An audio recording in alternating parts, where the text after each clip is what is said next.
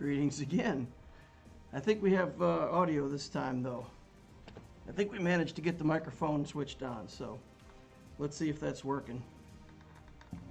It looks like it's a little quiet on my end from what I can see, but hopefully it's working okay. If you guys could let me know as you're coming in, it's good? All right, we can hear something. Haha. Hello, hello, we can hear you. All right, that's good.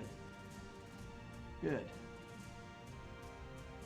A little muffled. Yeah, my regular mic isn't working. I don't know what it is, but I can't pick up on my regular mic, so I'm using the mic that's in my webcam, so it's going to be lower quality than usual, but we'll at least have audio till I figure out why it is that my mic disappeared off my list of options here. So, Bats says, I got the Qui-Gon Omicron. If you want any gameplay for the channel, I can share mine with you. I can test teams for GAC. Just let me know. Yeah.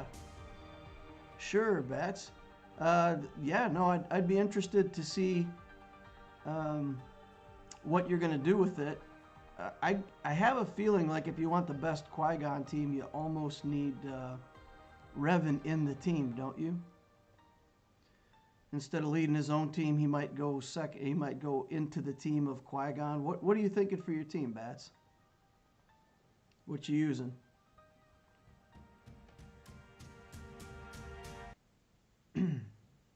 If it's a USB mic, plug it into a USB different port. I tried that already. I was plugging and unplugging like crazy, and it didn't stick. So when the stream's over, I'll go through it all. Haven't streamed in too long. It got rusty or something. Quit on me. I had a question about the free calendars. There are 2, and it says you can only have 1 active. They're available for 45 days. Does that mean we can get all of one and half of the other? There's more free guides? I haven't even picked a free guide. Oh, that just came out today, huh? TIE Bomber blueprints. Okay, what's this one got? This has got Mark IV comlinks and cuffs and money. The other one has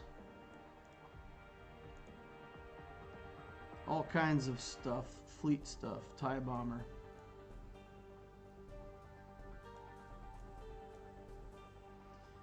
Well, the fleet one is pretty horrible unless you specifically need TIE Bomber. On the Loquitur account for sure. My TIE Bomber isn't finished yet, so what's that, 30, 40, 50 shards of the TIE Bomber for free? I'll take that. So this is the worst of the 2 calendars, but now I have no graphic. I have no graphic at all. Okay, here we go. We got it. So this one has the TIE Bomber, and it looks like you get 50 total shards. You get some of these reinforcement materials. So yeah, this is that's the less efficient calendar. This one has these are now in high demand. So on my main account, I'll definitely take that calendar. So let's see, I'll take that calendar, and then from what you guys are saying, the other calendar is going to disappear.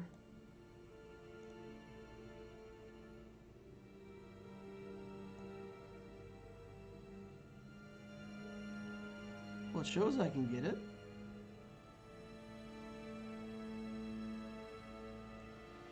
Cannot be active at the same time as the December bonus calendar too. Alright. That's weird that it still shows up like you can pick it. I don't like that. Alright, then we can go over here to the store over here.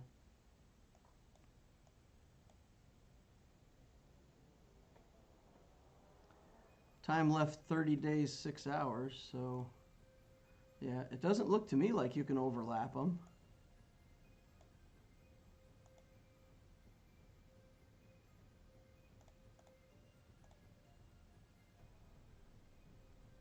How would you try to overlap them? I don't quite get how you... What?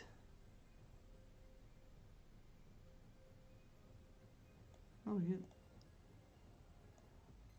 That's cool. Tells you how many more you need. All right, that's interesting. All right, let's get to the questions over here. Let's see what else we've got.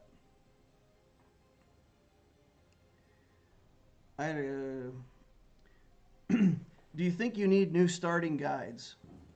Yeah, I think that's probably the most important question that I want to answer, and I thought I kind of answered that in my video yesterday, but people are still asking. So with regards to the guides, good account building is still good account building. Let me just kind of explain to you guys my thoughts on how this all looks, at least in my own mind. It's not as big of a change as a lot of people are making it out to be. You're going to play Grand Arena, and I don't mean to sound negative about it, but you're going to be stuck at your level of competence. So right now in Grand Arena, I have to place a certain amount of teams. I was managing my galactic power because at the point where I hit 3.1 million and needed 4 fleets, I had to be ready for that, or I wanted to be in a different position with my account to be ready for that. But now it's possible that if the teams that I have in my Grand Arena slots are good enough to keep pushing me up, I'll get promoted to that next rank literally before I'm ready. And I think that there's still a way that I can hold on in Chromium if I get there. But it doesn't mean that I should go charging out and try to build a whole bunch more teams. Building more teams isn't going to help me to rise up. Basically, I have to take, so what is it that I'm placing now? 5 teams total? 5 teams on defense, 5 teams on offense. Basically, you have to keep building those 5 teams up to the point where they're good enough to prop you up to the next division, right? And each time that you go up, eventually, let's say because my account I believe is well built, I'm at 2.1 million, I can beat an account with 3 million. Fine. I can't beat an account with 5 million. You know, there's going to be a level that you get to, and that's going to determine your placement. And once you get there, that's where you're going to sit. And you're going to look to get 2-in-1 rounds so that you can get good prizes. If you get 2-in-1, you'll be somewhere in the top 4. First place is great, but 2 through 4 is still good. And I think if you get a lot of 2-in-1 placements, you're just gonna ride right there, kind of in the same bracket for a long time. And then when your teams get good enough, you'll pop up another bracket. And when your teams get good enough, you'll pop up a whole league. So in terms of do we need new beginner's guides, I think it's the opposite. I think the beginner's guides are now better than ever. Because we always said, don't worry about squad arena, worry about fleet. People who have good fleet are going to be dominant in this new game mode because people who don't care about fleet are they're going to lose a zone, right? There's a zone that they're not going to defend and that they're not going to win on offense. And so the way that we've been building accounts all along is good. And I think the build guides still do exactly what they're intended to do.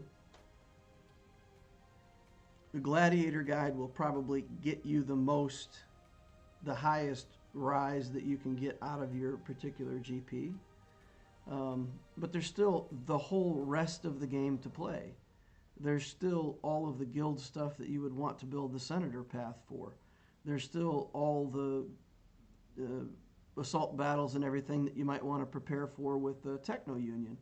And if you do want to dominate Grand Arena in a certain way and just work on Galactic Legends right away, the Emperor path still has a purpose. And any one of those paths is remember, it's going to help you with conquest. It's going to help you with galactic challenges. So I don't think that suddenly building a big fat account with 15 teams is going to help you that much.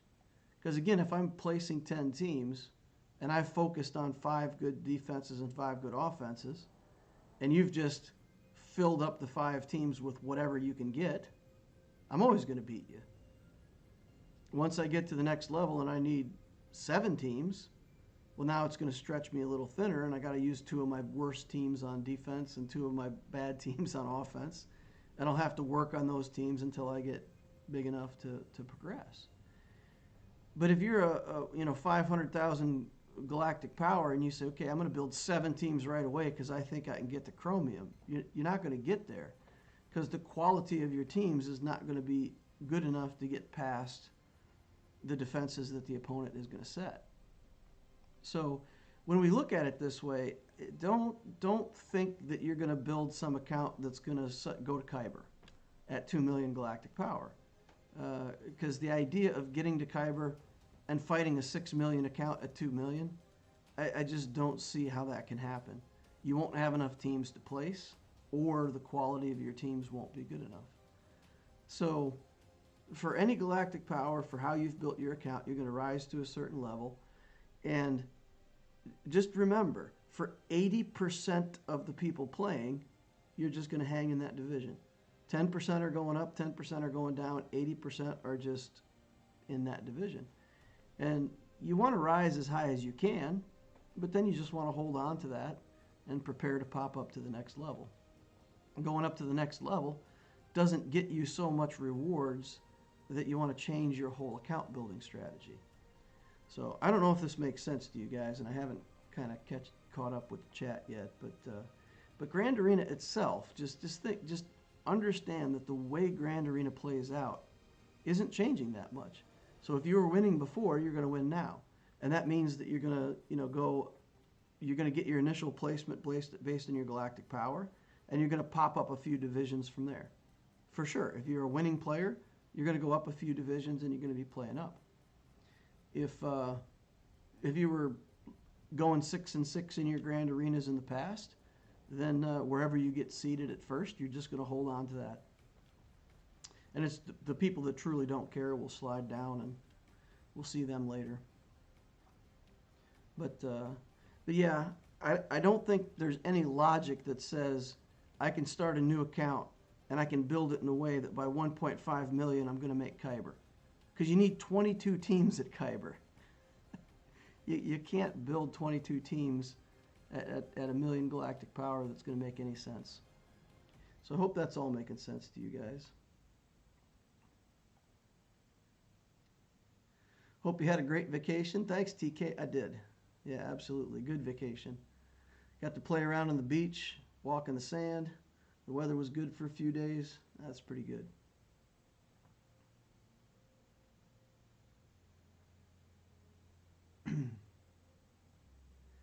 No, pick one or the other, but you can pick one and then switch.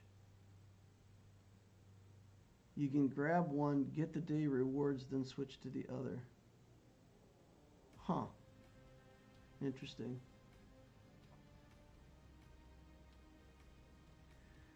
So Bat says he's going to run Qui-Gon lead, Jedi Knight Anakin, GK for taunt, Shakti, and GMY.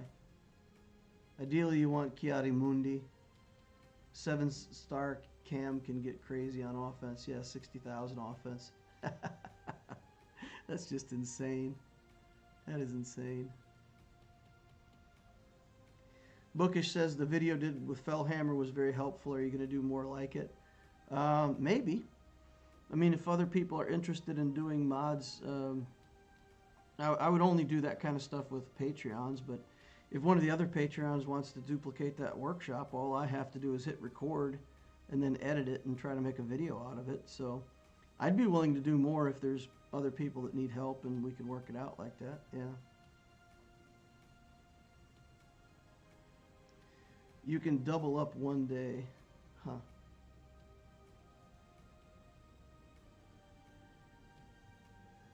Oh wow, TK made a super chat. Oh, Teresius. Oh, man. I'm way behind on chat. Holy cow. Teresius made a $5 super chat. Finally, a Loquitur stream. Feels like a mortal age since we all hung out. Everyone, welcome back. His efficiency, Darth Loquitur, Dark Lord of the Sith. Teresius, you're cracking me up with that. So, yeah, he was talking about changing my title to the his efficiency. I think that's pretty funny. That's a compliment to me. If that's how I'm perceived as being efficient, I'll take it. That's good.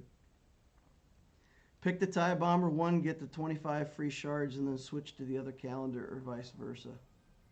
It will deactivate one. So you can just pick off the shards and then switch to the other calendar? Huh. I don't know. I think I might just take all the free bomber shards on Loquitur. I need all... Well, can you switch back and forth every day? Or when you get the second one, it deactivates the first one and you're just done? It will deactivate one. It only works once. Oh, okay. I got you. Anyone else think it's ironic that they get rid of arenas as soon as the hyperdrive went half off? Yeah, there's no punishment for hyperdrive now, though, right? So you don't have to manage your galactic power. Anybody who wants hyperdrive bundled don't have to worry about the bloat anymore. If you want to, I would say wait for your initial placement and then buy the hyperdrive bundle, and that'll get you a little leg up. But there's no longer a disadvantage to it as far as I can see.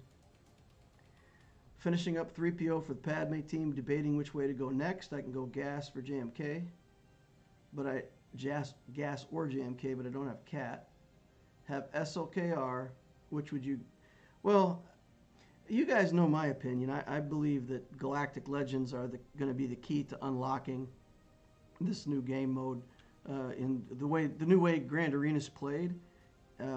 If you have one Galactic Legend, even once you get all your teams filled out, you're going to get to that 2 Galactic Legend band, and you're not going to get very far into that 2 Galactic Legend band until you get your second Galactic Legend. So I feel like, at least for myself, I feel like on the Loquitur account, get C, get a second Galactic Legend, and then we'll look at kind of filling in some of the meta teams. I mean, I picked up Revan along the way, like 1 Galactic Legend, and then work on 1 side team, and then I'll have to get Qui-Gon Jinn too. I mean, this character just seems too good to pass up. So, and you got to build him for the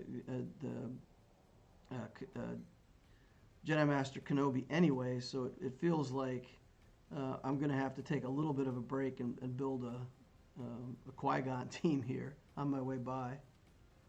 But yeah, I would go for Kenobi. Also, Bat says, also send a snippet of what my teams will be since I have JMK. It kind of makes it weird to build the proper team for Qui-Gon. Oh yeah, because you do have a certain amount of things that are pretty much reserved for the JMK team. Yeah. Nice. Beskar Bandito and Arva are talking. Blessed Carrot says, I saw your video today. I agree with you all the way. Nice. I'm at level 71 and struggling which path to commit. Oh, I'll do Gladiator then. There you go. I've committed for you. Build the Revans. Build Malik. It's fun stuff. Easy to play, very rewarding. It's a decision that you'll never look back on and think you wish you did something different, because both Revan teams and Malik are pretty much bulletproof as far as good values in the game. And you know, good values for a long time to come. Everyone in Kyber has Executors, says TK. Yeah, probably. TK gives a $5 super chat too. Thanks to, I'll drink to that, Teresius. You guys are awesome. Thank you. Appreciate that. That's fantastic. There's way too many accounts above 5.6. That's the Kyber seeding cutoff that won't have Executor or even a GL for that matter. Yeah, to me, Kyber is just going to be stuffed with people.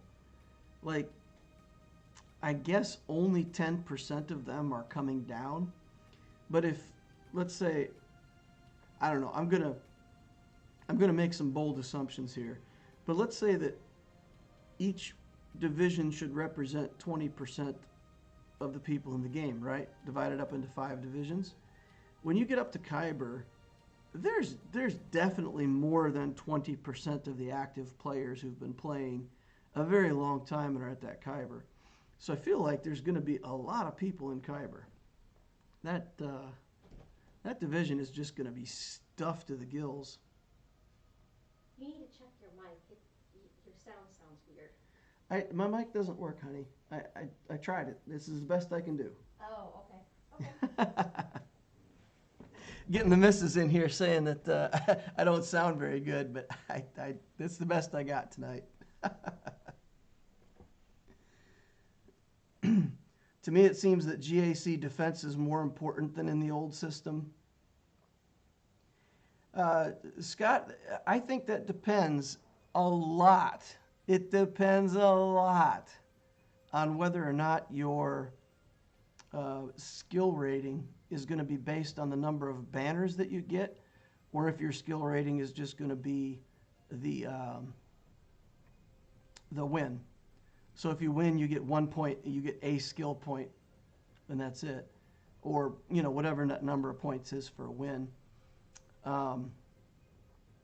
Let's say you get like 1 point for playing and 1 point for winning. I don't know. However they want to do it. But if that's it, it's going to take a really long time to start differentiating yourself from people. If the banners become your skill rating and you just accumulate banners, like your lifetime banner score is your skill rating, then then once you start rising up and getting high banners, offense is going to be important if you want to score high banners. And I think in that case, actually, you do want less banners, more defense. You want the win, but you want a defensive win so that you don't skyrocket your skill rating and end up playing against monsters you can't beat. So I think, especially because remember, we want 2 and 1. We want to go 2 and 1 and get those high rewards out of the weekly payouts. That's how I see it. Again, it's hard to look at it all on a piece of paper and decide that that's the way that you want to do it until you actually play it and play it out and see how it looks and feels. It's really hard to predict. Kyber title is going to be so much rare going forward. It's just going to be once you get to a certain galactic power, you're going to be Kyber. That's it. Oh, the Kyber title, like #1 Kyber. Yeah. Yeah, that, yeah. One person can get that, right? Oh, man. Yeah, that title's going to be rare. You're right.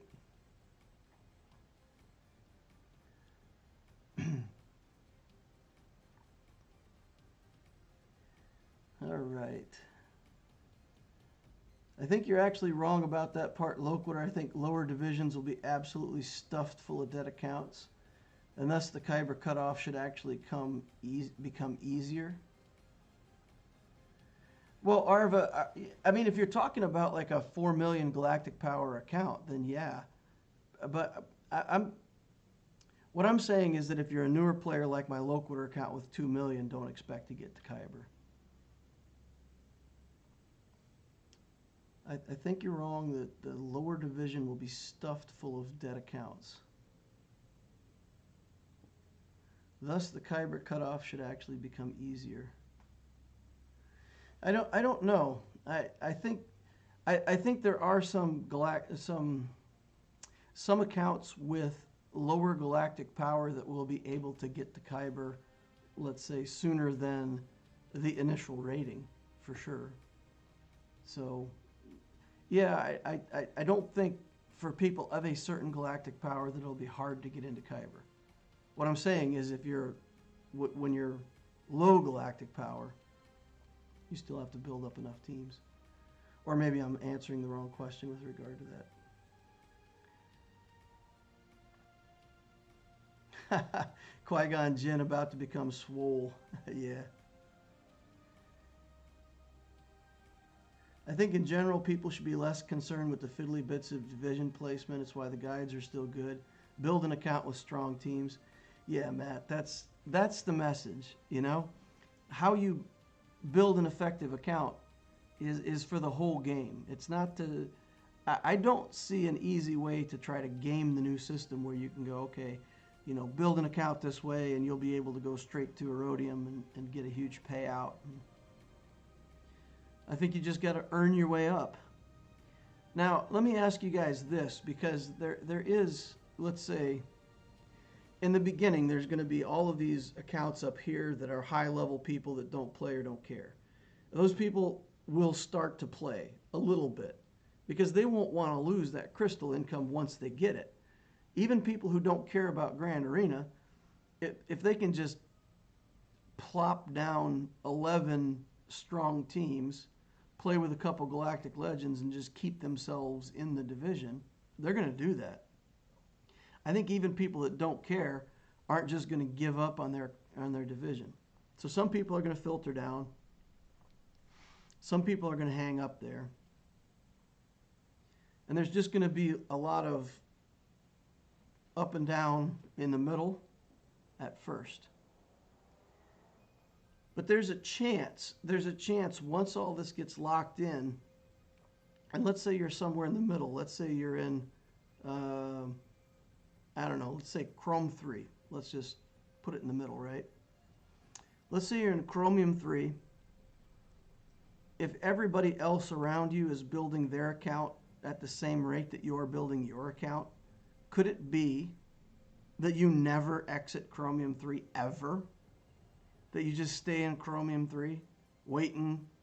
You got to try to make your teams better than the other teams around you, but their teams are getting better at the same rate that your teams are getting better, and you just get stuck. And literally, even when you get to 5 Galactic Legends, you're still stuck in Chrome 3 because everybody else has gotten that good around you. What do you guys think of that? Is there a natural progression to this that has to go, or is there a chance that you just literally just get stuck? I'd be interested to know. Pretty much like Territory War, the bigger you are, the more you get. So if you're not an old player or CG, CG doesn't like you. Yeah, it's true. I mean, the players with high GP are going to get rewarded in this system, and the players in the middle are going to be less rewarded.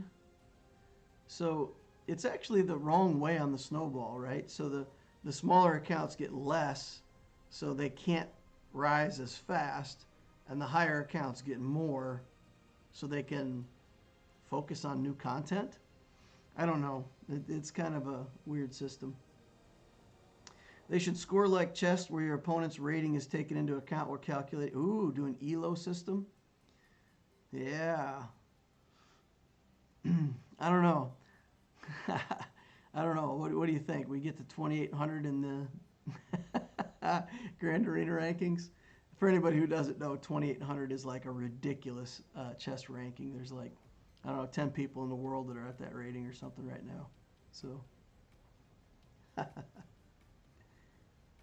good news, just found a new guild, a fellow Inquisitor. Thundy has let me in. Hey, Joey, that's great.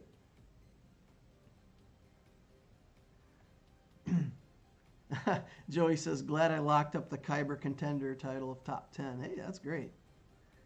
The way Qui-Gon Jinn Omicron is written, it looks like the 30x speed works even if a GL is in the battle, right?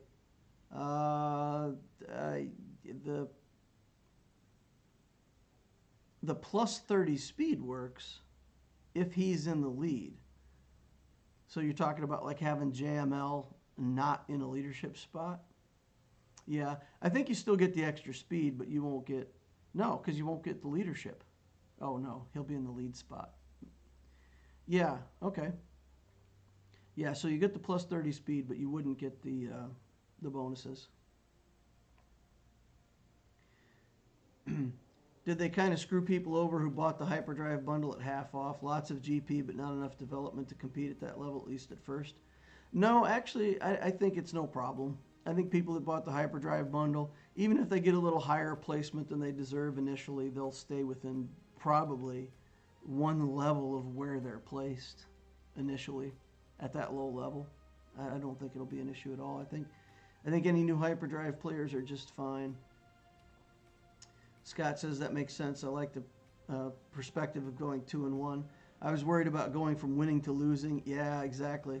You make that division jump, and if you're not ready for it, it's going to be rough. But you just got to remember, the bottom of the next division above you is full of people that are going down, not up. So once you get into that bottom, all you got to do is just scrape your way out of Division 5 in that league, and you're fine, as long as you can do that. Otherwise, you slide down and you're in the top of your division for the next run of GAC, and that means you'll spend all 4 weeks in that division, because you can only change leagues at the end of your run. So yeah, you might get bounced back and forth a couple times before it sticks, but I think you'll be good as long as you're roughly ready. If you bought the hard drive bundle specifically to jump to the top of Squad Arena, yeah, this change really messes over low galactic power people that spent a lot of money to win in Squad Arena. So people who bought hyperdrive and paid to get an early galactic legend, they're still okay in terms of their respective galactic power, but they don't get the advantage of getting to own the Squad Arena for a long time before other people catch up. So that's rough. Daniel says, I'm one of the guys who didn't care about GAC, and now they're making me. Boo. Yeah. Hoarders will be hoarders will be upset. Yeah. There's no reason to hoard anymore, right? I guess there could be. Let me think about that. So, I mean, hoarding was really all about getting a better squad in Squad Arena quickly. So yeah, I don't think hoarding's a thing anymore. Really depends on the amount of new players and the amount of players at the top end that quit. As long as we get a steady influx of new players and have players quitting at the top end, you will slowly progress. Yeah. So Arva's talking about getting stuck in the middle, because with how the system is set up, you kind of have to end up with 20% of the player base in each league. So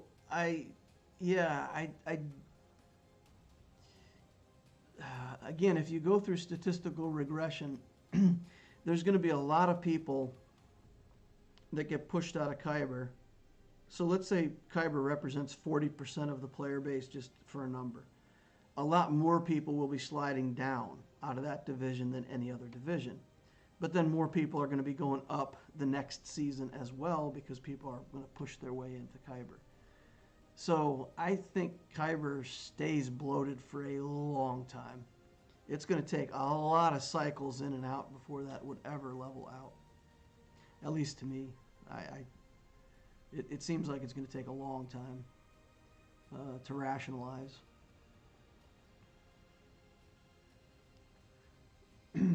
Zach says, I didn't really enjoy GAC before, and now I have to play. Yeah. Jordan G says, hello, I'm from France. I like your content. It helps me a lot. Cool. Thanks, man. Bat says, Lucas, you get 30 speed and then 3 times offense for speed. If you put the JMK in, that would work. Without JMK, though, it would be 30 speed, X30 offense instead of just X3. Yeah. I guess the difference is that you have to assume you jump to Kyber. There are going to be others at your skill level also jumping up there to fight. That's the problem, Matt. Kyber is not going to be that much skill-based. I mean, if you've got a fat enough account, you're going to get to Kyber. If you have decent mods and just enough stuff to put 22 teams out there, you'll beat people that don't. So it's there is going to be some skill required, but these guys who have 9 million galactic power that hate GAC, you're still not going to beat them. They're going to put they're going to maybe even put all 6 galactic legends on defense and be like, bah, I don't want to play. I'll just save like 1 galactic legend for offense. I'll build a wall out of all my galactic legends, and nobody can beat it, and I'll just go over there and win 2 battles and not slide down. So there's going to be a lot of people at the top that just have enough GP to just squat. They're just going to squat because they have so many teams that are full relic teams that you're not going to get, you're not going to get by them. Mr. Rice is $5 super chat. Hey man, is it a better value to buy 50 Mark 12 Armatech datapad prototype salvage or be patient and farm 5A normal fleet? Mark 12 datapads. Who needs that? Let's take a look at that because I think I'm farming that right now. Nope, we're farming the HoloLenses. Let's see. Who do we have that needs that data pad? Is it in here? Oh man. Oh, she's not year 12. What am I looking at? Crazy kid.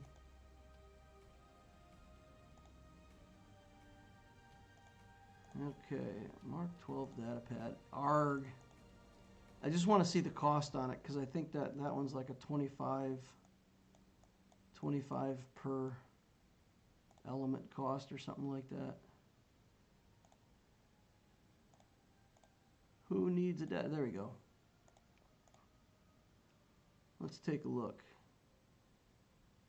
$875. So that's like 27 or something like that, right? 5, 2.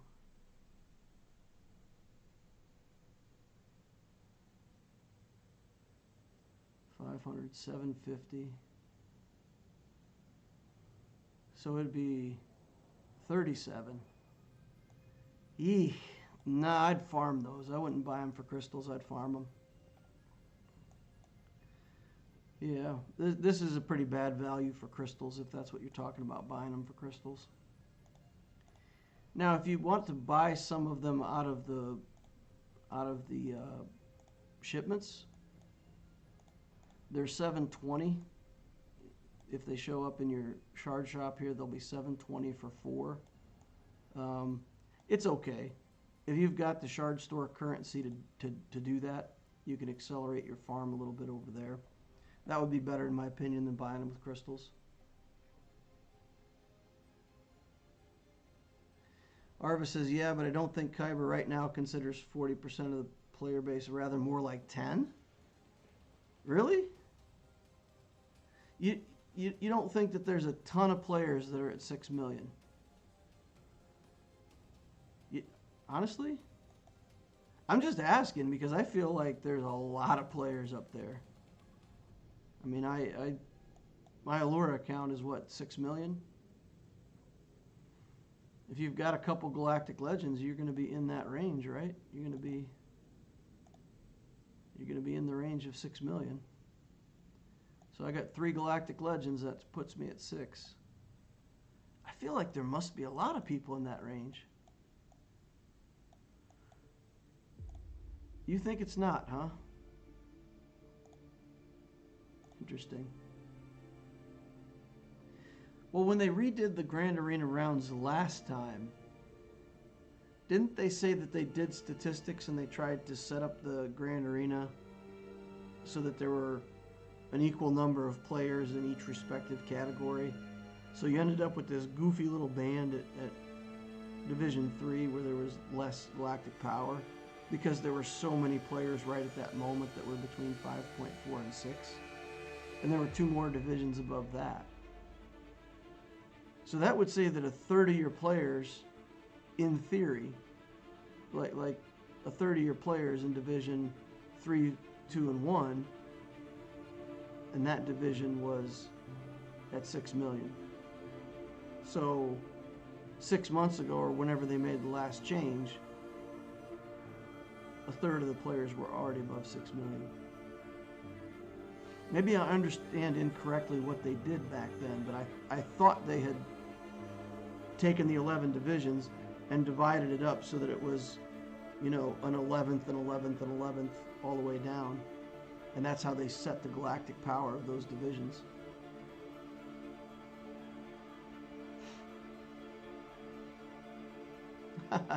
Darth Trey is saying thanks for the super chats, guys. Yeah, look at the dollars in her eyes. She's already got that money spent before. She's already making plans for that $15 worth of super chats. No, I do appreciate it, guys. So what, we've had Tiresias and TK and Mr. Ice. Yeah, I really do appreciate that, guys. Thanks.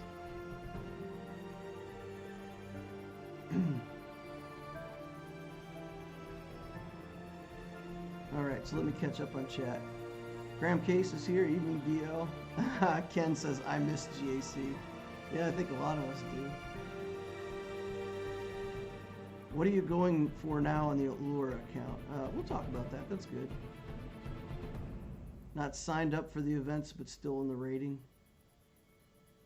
Yeah. Yeah, they're still in the...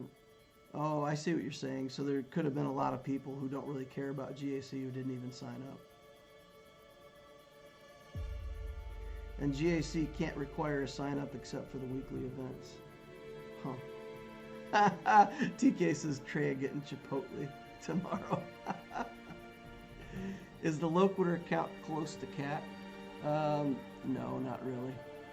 So we'll take a look at that, and then we'll go over and we'll talk about the projects on the Allura account. So Commander Ahsoka Tano, I'm a long way off on that still. Where is she at? 221. So 110 shards yet to accumulate.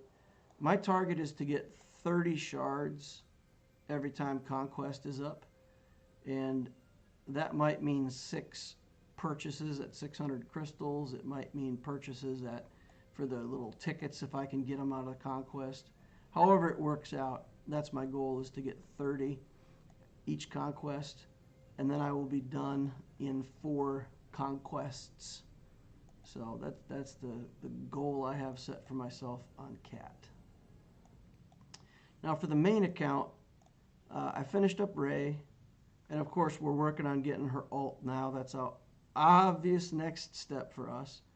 I did commit to Relic 8 on this Rey. I don't know, I just felt like I'm going to be using her on defense a lot in Grand Arena, I think. And yeah, it's tempting to take her up to Relic 9. I need to Relic 9 a character sooner or later. But so there was WikiLeaks on the on the playtesters, and somebody said there's a Sith ship coming with Nihilus. So maybe we need Nihilus to be Relic 9 as the requirement, so we'll see.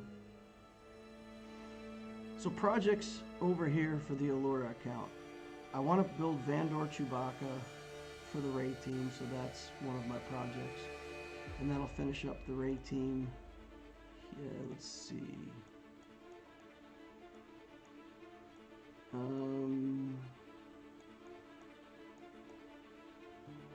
I guess I don't have my Rey team built somewhere yet.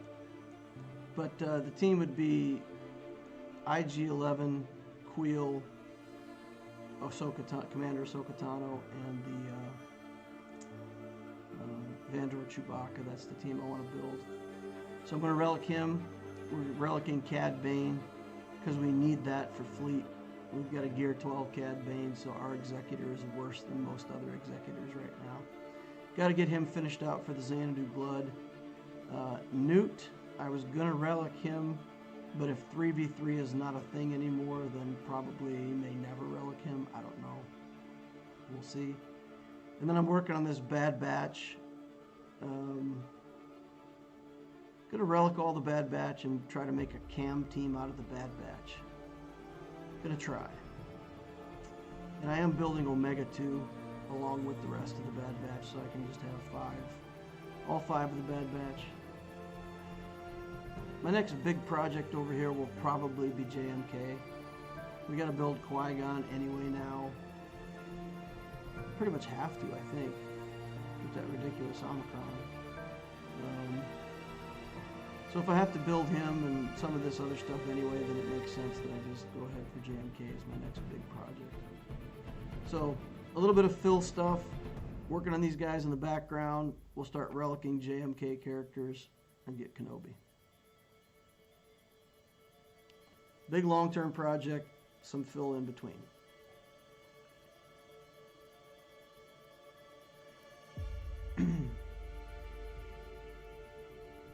Will Squad Arena be removed? My understanding is that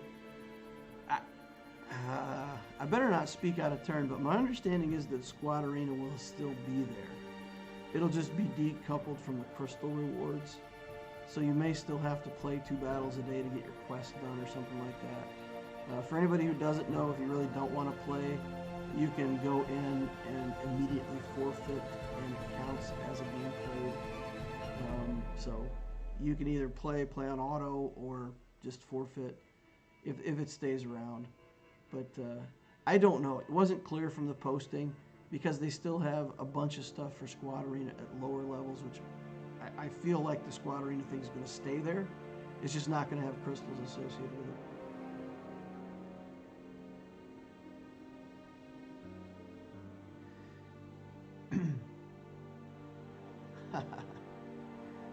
Alright, Arva says, in the old system they would simply stay at 0 banners, but now 0 banners means you're in the running for the bottom 10%, so unless they somehow manage to filter out the dead accounts.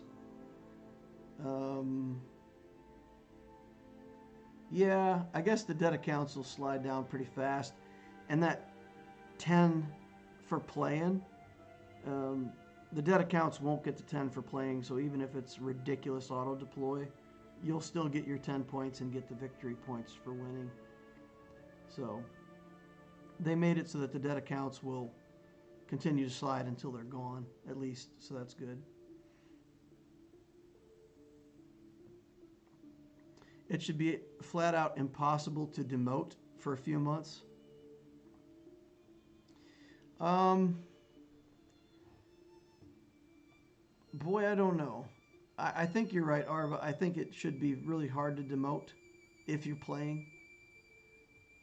I agree with that. I don't know. Yeah, no, because, I mean, there's going to be dead accounts going through each, yeah, so you're right. It's going to be really hard to be in the demotion unless you're not playing. Yep. R8 Rey seems like a solid choice. More health and offense sounds great. Lightsaber number 26. That's not many lightsabers. We need more of those. Hopefully the Squad Arena becomes a test game mode. That would be nice. Get in there and play around. Can you please turn off the game sound? How is the game sound coming through? The game sound is... I don't know how... The game sound is muted. The volume is literally X'd. So... I can shut off the music.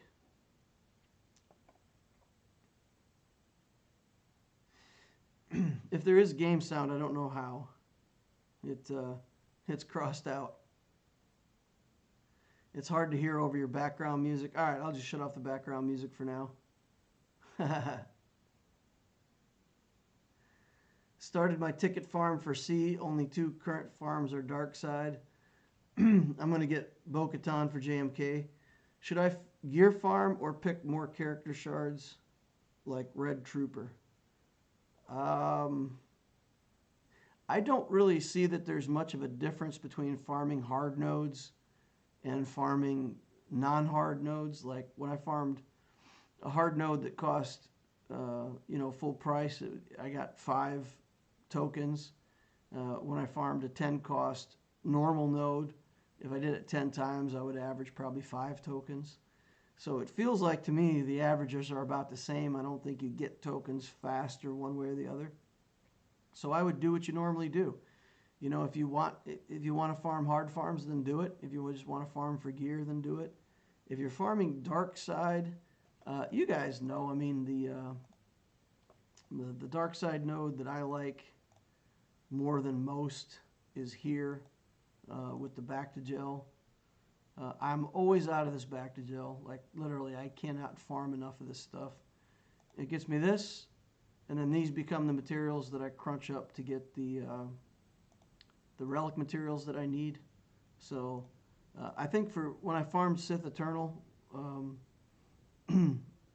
on this account, I think I hit that node pretty much the whole time. I'm really low on those now because I'm farming Rey, so I'm all on the light side.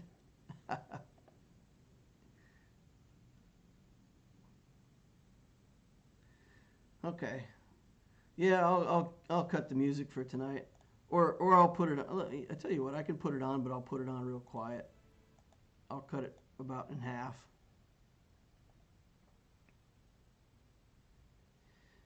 Revan said, thought you were going for Lord Vader. If I get the Bad Batch built and relicked, then I will go for Lord Vader, for sure. Yeah. But what's holding me back on the Bad Batch right now are the stars. So as soon as I 7-star Bad Batch character, each one, as soon as they hit 7 stars, I'll go straight to relic. The guild is going to go for Ki-Adi-Mundi now, and they've asked that everybody work on a Ki-Adi-Mundi team. So I'm going to work on the Bad Batch and try to make that my Ki-Adi-Mundi team. But it just means that every time a Bad Batch character hits 7 stars, it goes straight to relic, and then I'll get that team built for the guild. It does prepare me well for Lord Vader, so I'll circle back around and get gas at some point. So I'll get Kenobi, then I'll get Vader. I'll have it all eventually, I guess. Take a while, but yeah. 7B normal is nice for Chirotech. On light side, yeah. 7B on light side is nice. How's the Rey coming along? The Rey's, where are we at? 8, I think. Oh, look at that, guys. We got 71. Somebody said they wanted to see this on stream. So we got 2 more of these to go. And I can show what I'm doing, because everybody with a guide out there, the guides all show using C3PO here. So this will show you that you don't need C3PO to be able to do this. So these Jedi Training Rey, Poe, and Finn, they're basically just at the level that you would have needed for Rey anyway. And the fact that Rey is Relic 8, I don't think makes too big of a difference in this.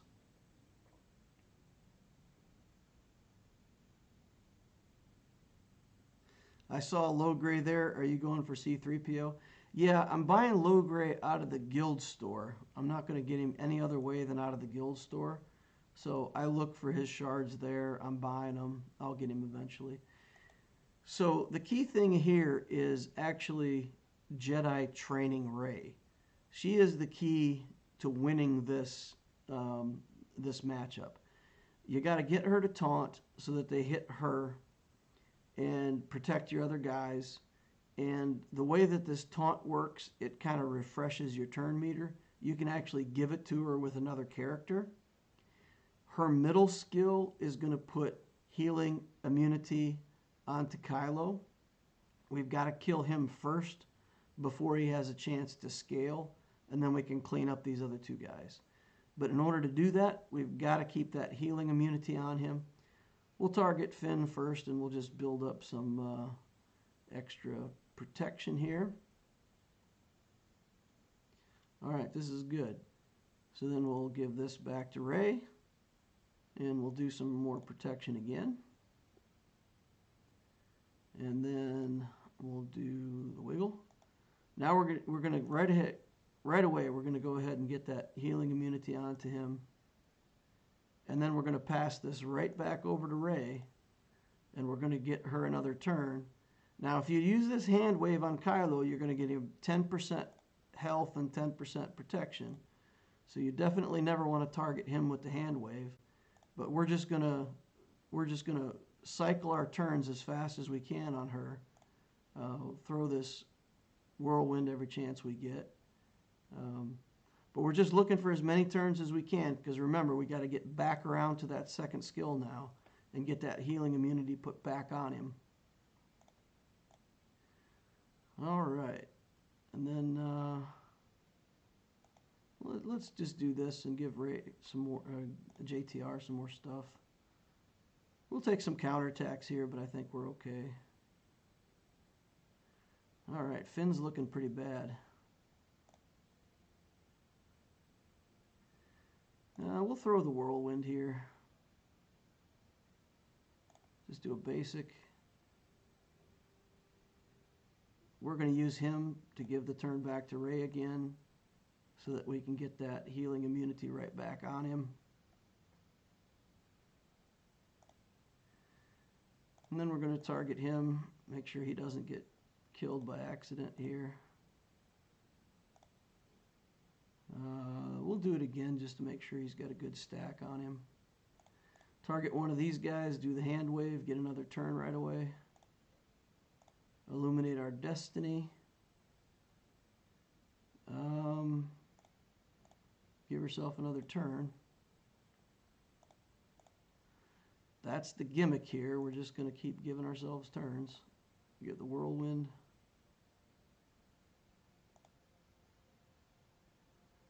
So as long as he's not gaining life back, we're in pretty good shape. I actually want to gain back life, because right now I won't trigger another whirlwind until I get healed back up a little bit.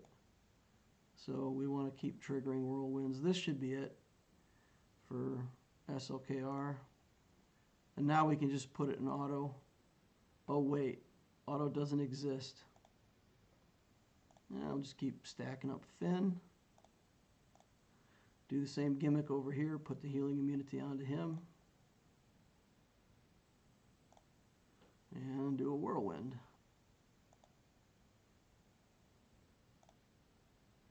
It's just about managing things until you get back around to the whirlwind. Lots of turns with Jedi Training Rey or Lucifer over here.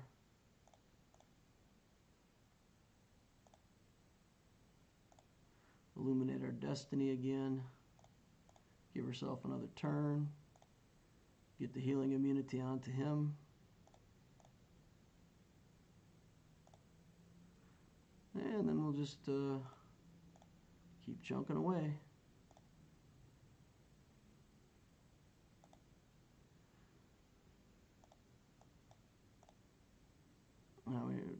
That's it. Which character puts healing immunity on him? It's Jedi Training Rey's middle skill. It's her middle skill that puts that locked healing immunity on him for 2 turns. All right. Once you get low gray, you should pretty much have gas. Yeah. So there we go. I got one more token to get now. Yeah, the key is really just to keep the healing immunity on SLKR, kill him first. Don't ever use the hand wave on him, or it will give him so much life and protection so fast. When I get the token, I may go back and mess around with it and see, like, if you accidentally do it. I know that I've accidentally done it once and completed it just fine. But I think if you were to do it more than once, you probably wouldn't be able to beat the SLKR. He ramps up before you kill him.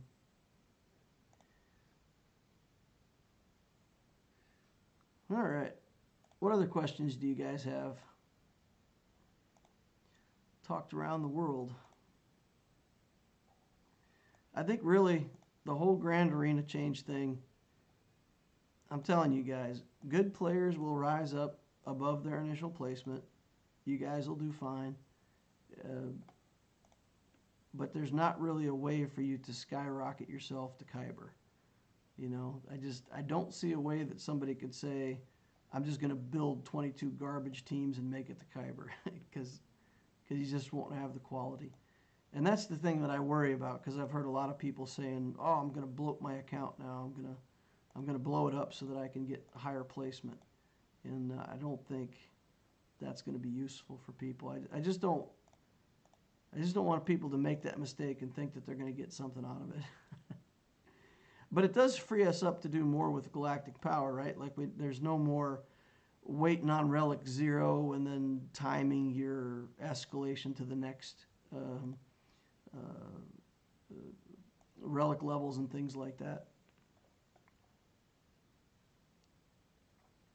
Storm Pooper says, any tattoos, DL? I have a partial tattoo right now. If you guys know what a henna tattoo is, it's kind of ink that they put a tattoo on you and it stays for, I don't know, a couple weeks maybe. Eventually washes off, wears off, whatever. So it's not a permanent tattoo, but it stays for a while. So while we were on vacation, my wife and daughter got henna tattoos, and then my wife put her hands all over me while we were sleeping, apparently. So I've got partial henna tattoos. She left a mark, that one. But no, I don't have any permanent tattoos. I was joking with my wife. I said if once the scar from my incision from the surgery, once it heals up, I told her I was going to get a tattoo of a zipper. So it just looks, instead of a scar, it just looks like a zipper, like you could open it up. But that's probably going to creep people out when you're swimming and they see you standing there with a zipper. They'll probably be like, what's wrong with this guy? It sounded funny to me. I thought it was humorous. How long did it take you to get Rey? You can't gauge how long my Rey journey took me because I did so many other things in between. I started with Rey like back in May or something, but I built Executor. I built several relic characters in between, so it was not a focused journey at all. It was a main project in the background, and then I did other things in between. The Executor set me back 6 weeks easily, because I had to relic a bunch of characters and use up all my materials, and it really was a huge dent in the Rey journey. But I think for a focused account that's spending a little bit of money, a Galactic Legend like Rey should take you 4 to 6 months, depending on how much you are putting into the game. Like right now, because I'm on the hunt for the ultimate, and I'm not, I'm spending $100 on my account every month. I'm spending 100 refreshes. So, in addition to the 50s for the refreshes, not all of them and not every day, but if I run out of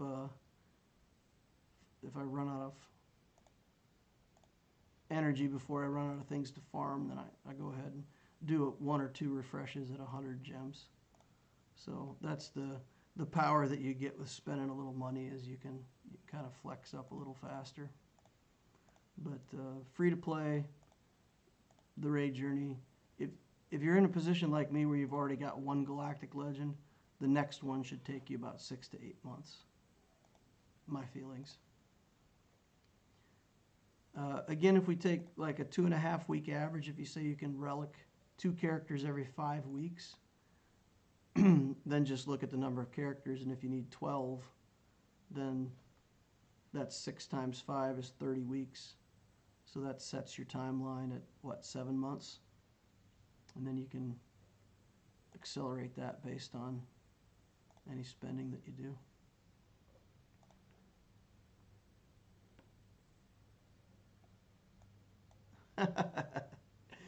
Just like the Sith Lord that tattooed Darth Talon. I don't know anything about Darth Talon. I literally know nothing. Where's Darth Talon even from? Is she from a game, or is she from a book or something? I mean, I don't even know. The only place I've ever seen her is on Dylar's channel. I guess I won't get to see that anymore now, huh? I already farmed her, right? Yeah. Hey, Loquater, do you have any tips and gear levels for the gas event? I've never done the gas event on either account. My understanding is that it got a little easier after the changes. So I don't know what you guys have seen or heard, but I honestly don't know. I've not done it myself, and I don't want to say something that's wrong. So I'm just gonna say I don't have advice for that. Sorry, man. Do you recommend the Zetas for Zalbar and mission for the light side Malik event? Ah, man, the exact same thing. If you guys can believe it, and see, this is where, you know, I might do 100 refresh here sometimes, not today, but sometimes. So I don't have Malik on either account either. So I have never personally done the Malik event. He's not unlocked on either account. And for longtime fans, you've heard me say this before, but for anybody who's newer and doesn't, the reason why I've never gotten Malik is very simple. If I'm working on my next Galactic Legend, why would I take resources that could be building another Galactic Legend and go back and build Malik? So that's the thing. And now that I've got free resources coming in through the gear changes and stuff like that, it'll be easier, and I'll be able to get these characters for the Darth Revan event built up, and we'll start working our way toward Malik. Yeah, someday soon. Coming soon, TM. TK says, Mr. Rice, Zeta or commit some Gear 13 pieces. Yeah, I think that on some of those characters, you actually have to either do the Zeta or some Gear 13 pieces to get them to the 17.5, right?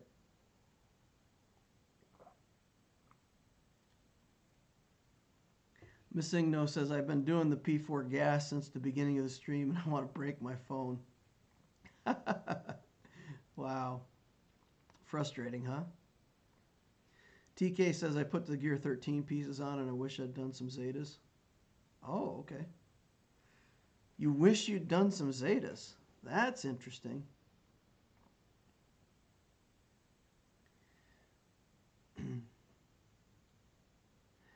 With the phase 4 of gas, that's where you've got to kill.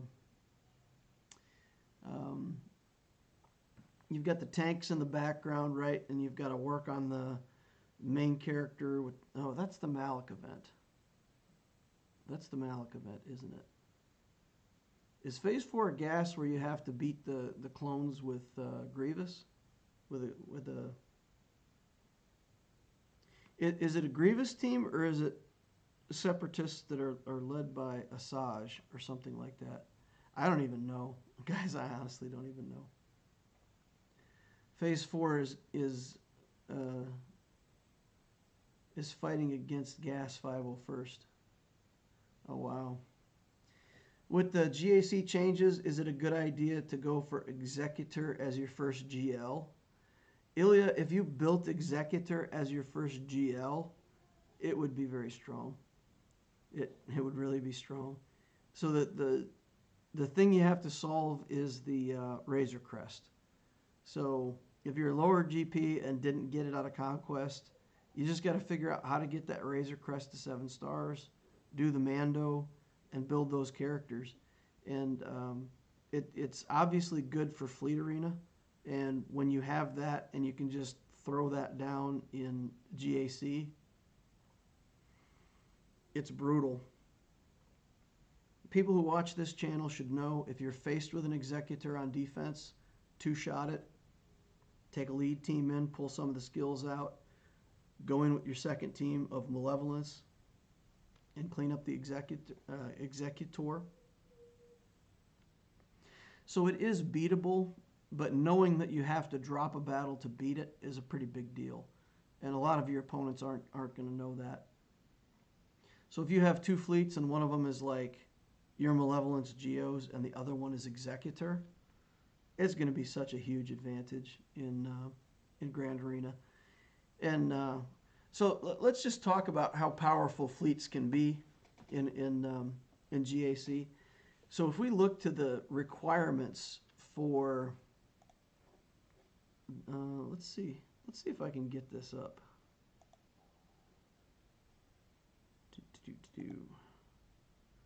Where is it?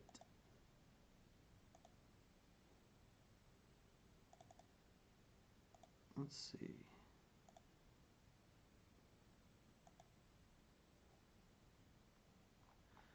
Let's see if we can put this chart up for everybody to see.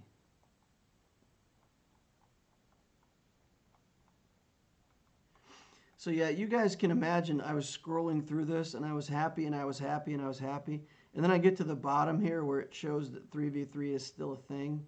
And then I was less happy. If they hadn't put the squads on here for 3v3, it would have been the best post ever. But it was not to be. All right, so I'm going to start out in Bronzium. And let's say I make it to Chromium and I have to place 2 fleets on defense and have 2 fleets for offense. With my Galactic Legend, I can then take 2 complete garbage fleets, hide them behind my Galactic Legend, and just say, look, if my opponent can't beat my Galactic Legend, then my other 2 fleets don't matter, and both of the fleets that I currently have become offensive fleets. So building a Galactic Legend and having good fleet power are going to very easily let you gate your opponents in this new format for GAC. Because if they can't beat your GL, who cares if you've got other good fleets on defense? And then if you do have good fleets, then you can do the opposite, and you can put that character on the bottom and, you know, play out the fleets and let your opponent not beat your fleets. And then instead of a 2-zone clear, they might be looking at a 1-zone clear, which has got to be very unsatisfying for your opponents, I would imagine. You need Relic 8 to get Executor, and you need Crankor or dollars to get Gear 8. Let me know if you find a Crankor guild that will let you in without having a GL. So Sinners and Sapphics. Sinners and Sapphics. Yeah, that basically, you're right. You would have to buy the Relic 8. If you're a newer player, you'd either have to be in a Rancor guild or buy the Relic 8. That's correct. Yep. And it's still $100 to buy Relic 8. I think 2 of those packs at $50 each. So it would be a money commitment if you were going to do that. Good point. Good point. I had missed that. Thank you for bringing that up. He says, want to be my new best friend? I'm in a Rancor guild without a GL. It says Arva. Yeah. You can get into, I'm telling you guys, you can get into a lot better guilds than you think. If you've got a decent account and you explain to them that you know how to play, what you're building, that's going to help the guild, a lot of higher level guilds will take some people at lower GP if they think it's a really good player that's going to develop a good account. Because at the end of the day, smart guilds are recruiting good players. They're not recruiting big accounts, they're recruiting good players. And the guild that Loquitur is in is the same way. Like they looked at the potential for my account. I talked to them about how I build the account, what I was doing, and talked them into it, you know. So a lot of people would say that Loquitur got into a much higher GP guild than somebody at the GP should have been in. And that's true. But it's because I sold myself as a player, not because I had a Galactic Legend. But you do have to have something. I mean, you're not going to get into a 280 million guild at 300,000 galactic power. That's probably not going to happen. You got to build something first. But if you're on your way to Executor, and the only thing left is getting that Relic 8, you probably have an account that's good enough to get into a guild with Rancor, if you try.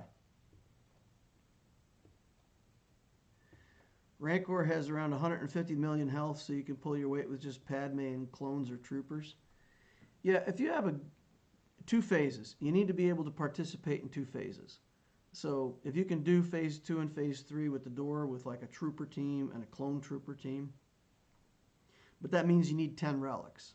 So if you were going for executor, you'd probably be looking at a trooper team and a bounty hunter team, because you need the trooper you need Piet for the captain, so you're going to have that trooper team going anyway, or Piet going anyway.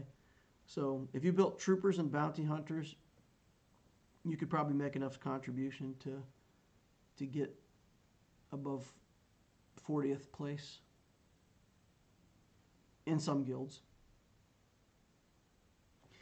To get into a guild running C-Pit without GL, build shock clones. Cam is a big selling point.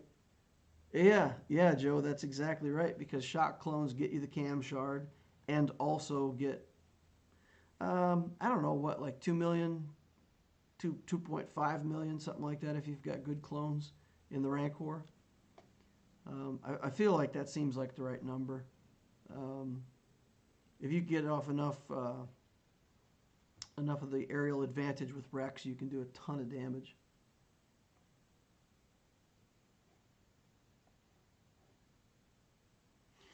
All right, guys, well, we're running out of questions for now. So I'm going to swing on over to the Loquitur account and just start going through my account stuff over here. And as I play through my daily grind, if you guys got more questions that pop up or something that you want to ask, just get it on in there so that we can get those taken care of. And then we'll close out the stream for the day. Can you show your GR pilot levels on the Loquitur account and go over the general strategy used to get first in fleet? I still struggle with Malevolence fleets with a lot of tanks. Darth Robre says, I got into a 300 million GP with a 2.5 account. I promised activity. That's it. You know, sell yourself as a good player. How big is the guild for your Loquitur account? They're pushing 300. Let's see where we're at here. 299, 230. So when I say pushing 300, that is crazy close to 300. Hey, that is one good thing, because with the changes to the galactic power not mattering, you'll be able to push up into the robot brain bracket quicker. So that's good. Okay, can you show your Galactic Republic pilots and levels? So let's go back to that. So my ships, really, I've got Anakin at Relic 7, 7 stars. Everything's finished. This whole ship is finished, right? Nothing more to be done here. He doesn't have all 6-dot mods on him yet. So we still have a couple 6-dot mods to go on him to fully, you know, close out that last like 1 speed that we could have on this ship. Ahsoka is gear 11. The ship is mostly finished. But that's it. You know, she's pretty mediocre. Houndstooth, gear 12. Not the greatest, not horrible. We've got the Clone Sergeant at gear 12. His ship is pretty much it's 7 stars. I guess I still have skills to go here, huh? We could probably top off those skills in our next account upgrade. Get him upgraded to the max. And then we've got the Umbran Starfighter. We still got a lot of work to do on this with 5s yet. He's gear 11. We are going to want to take 5s to Relic. And probably take him to High Relic now that it doesn't really matter. So we'll probably Relic him. I really need to use this in my starting 3. And use Ahsoka as a reinforcement.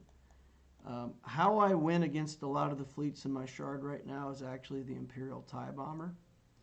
So I think I have the fleet set up differently now for the moment. But against a lot of these guys, what I actually play is I play the TIE Bomber in the starting 3. So you get a fast turn with Anakin. You just do his basic to get a target lock on somebody. That gives you 2 taunts. So they really can't get to Anakin. And then you can just start bringing in your reinforcements. And the power of your capital ship will eventually overtake the opponent's ability to keep up with a malevolence. If you fight against another negotiator, then it's just the 2 tanks helps a lot so that you can get to his Anakin before he can get to yours. So that's how I play it with the negotiator fleet. If you're playing as the malevolence, the Hyena Bomber is really the key to get that to work against a higher level negotiator, because you got to be able to survive long enough and get around get to Anakin when he's at low life. Do a lot of area effect stuff.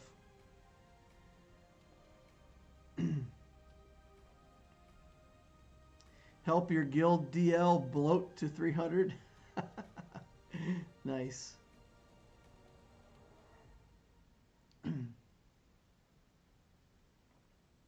Are you going to relic characters a lot more now that GP won't be an issue? So, like the characters that I have that are relic 0, once I get I'm going to wait. I'm going to wait for initial placement. So I'm going to hold on. I'm not going to blow up my GP. I'm going to keep it low so that I get as low of initial placement as possible. But then there's no reason to keep any character at relic 0. Like I'll take Kenobi all the way to R8. I'll take Grandmaster Yoda all the way to R8. There's no reason to hold them back anymore, because it's not going to affect the matchmaking from what I understand. So yeah, once we get the initial placement, we're just going to, anything that goes to Gear 13 will get the relic levels for sure.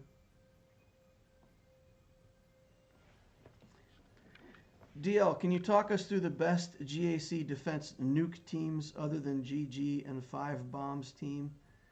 GAC defense teams, Newt Gunray in a team that has Dooku in it is very dangerous as a defense. Newt needs to be big enough that he can't just get killed easily by an area effect. And if you're not using your Geos somewhere else, putting the Geo Brute Alpha in that team, either in 3s or 5s.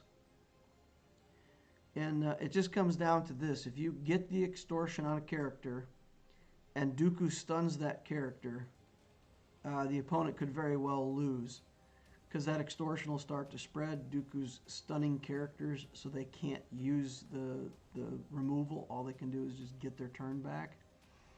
And it only takes a couple of those stuns, and once all 3 characters or all 5 characters have extortion on them, it's a nasty team. Night Sisters, I've seen a lot of Night Sister teams with a Relic DACA. They're very hard to deal with. Talzin will actually steal banners by hitting your health with the Plague. So it's very possible that if Asajj hits you with the AoE, it'll take away protection. And then Talzin hits you with the area effect Plague. Then you don't have any characters at full life, and you don't have any characters at full health, and you lose 10 banners.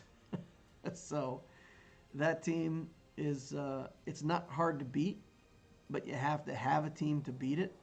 And if you don't, you risk losing a lot of banners beating the Night Sisters. You do need to have the zombie, probably gear 11 or 12. Having the zombie with some decent mods and having her actually be fast. A fast zombie, to me, is better than a defensive built zombie. You want to take a lot of turns with her so that she gets her taunt back by herself. Yeah, so Night Sisters, I got something in my eye, guys, I'm sorry.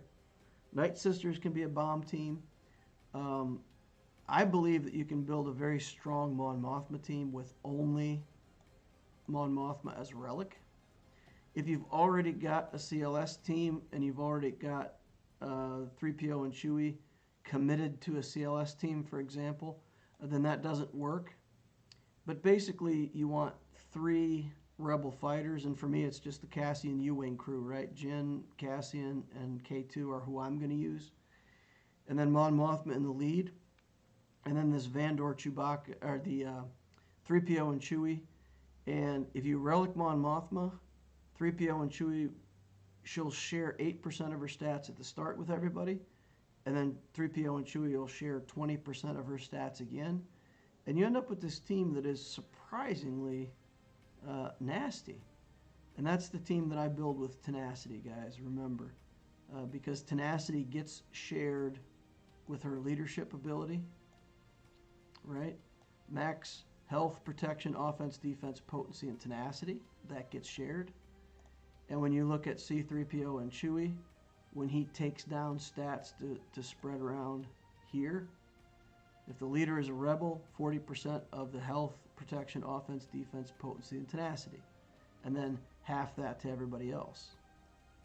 So if Mon Mothma has 200 tenacity, then she shares 8% of that, which is another 16 tenacity, and he shares another 40. So all your guys get like 60 extra tenacity just from the stat sharing. And if they already have high tenacity, then you're looking at 200 plus tenacity on all your characters. So basically you build a team that hits pretty hard, has resurrects. If you kill a character, they can get resurrected. And 3PO and Chewie has this thing where if they're dead and you resurrect another ally, whenever another, where is it? 3PO and Chewie are revived whenever another rebel ally is revived. So you could have the team half dead with one rebel fighter dead and him dead, and one resurrect will bring back the rebel fighter and also him. So it's another team like Geo's. If you put that Mon Mothma team on defense, if the opponent doesn't beat it, they're not going to beat it. Because it's health, protection, revives, characters coming back. It's a pretty sick team, and you really only have to relic Mon Mothma for it to go crazy. Queel with bounty hunters, I still think is another one of those little bomb teams on defense. And again, it's the same thing. It's just he shares 40% of his stats with all your bounty hunters, and then he has a heal skill. So it just comes down to that, you know. Is the opponent going to bring in something big enough to deal with it? So a relic Queel sharing his stats with even relatively scrubby bounty hunters, you know, once he has, let's say, 5,000 offense, oops, that's the wrong thing. You know, let's say his offense damage here gets up to around 5,000. He shares 40% of that. What's that? 2,000 damage. So you can see 2,000 damage is roughly what you have as a Gear 11 character. So he's basically, if he's in with 4 other bounty hunters that are Gear 11 or 12, he's going to be doubling their offense, more or less. All right, let's catch up on chat over here. Is the Loquitur account going for Negotiator? It already has Negotiator. We've got the Negotiator and the Malevolence both.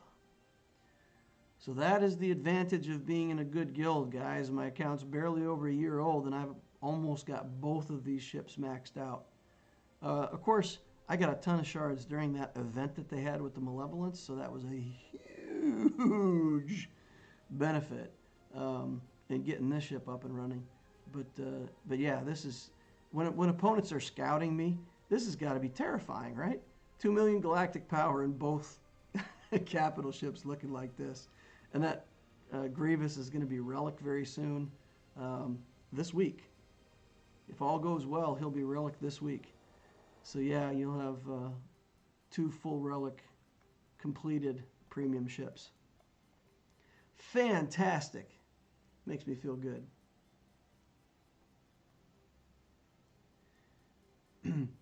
I'm at 530K. Should I bloat myself to Carbonite 4 or stay? Don't bloat. Just stay where you are. build good teams. If you say, hey, I've got clones in the bucket, I was waiting to build clones because I didn't want the galactic power, wait for your initial placement and then build them.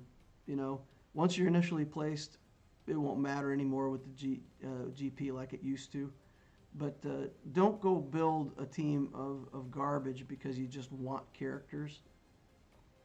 Like, let's say you bought the hyperdrive bundle and there's some resistance characters in there and you're like, okay, I'm going to go build some resistance characters and finish out a resistance team. Unless you're actually going for Galactic Legend Rey, I can't think of a reason why you'd go for a resistance team. You know, I don't know. So that kind of stuff is not good, right? If you say, well, I'm going to go for CLS, and you were going to do that anyway, that's fine. That's effective GP, right? We're talking about building effective GP. Bloat, the definition of bloat is GP from characters that you're not going to use. So ship GP is the bloat. That's what kills a lot of accounts. It's what kills my main account. So if we go over to the Allura account and look at that, what I did wrong at the beginning of this account, I built all the ships. All the ships. I built them all. And you look at these ships, and a relatively garbage ship, 43,000 galactic power for this thing. You know, how useful is it, even in the Rebel fleet, at that level with, you know, Gear 8 characters? It's junk. 37,000 galactic power over here. So don't bloat like this. Don't build stuff that you're not going to use, right? If I look at characters, there's going to be a bunch of characters down here that are bloat too, like Greedo. You know, I built Greedo. Why? You know,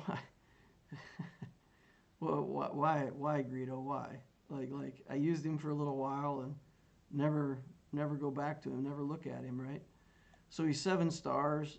I don't even have mods on him. I stripped off the mods to try to keep him down, but that's 13,000 galactic power that I don't need. And it's not part of any requirement for anything. It's, you know, it's just junk GP. There's a lot of this stuff that's required. Night Sister Spirit, I got partly built up, got her at 7 stars. So that's just kind of the goofy stuff that you don't need to do. You don't need to do it.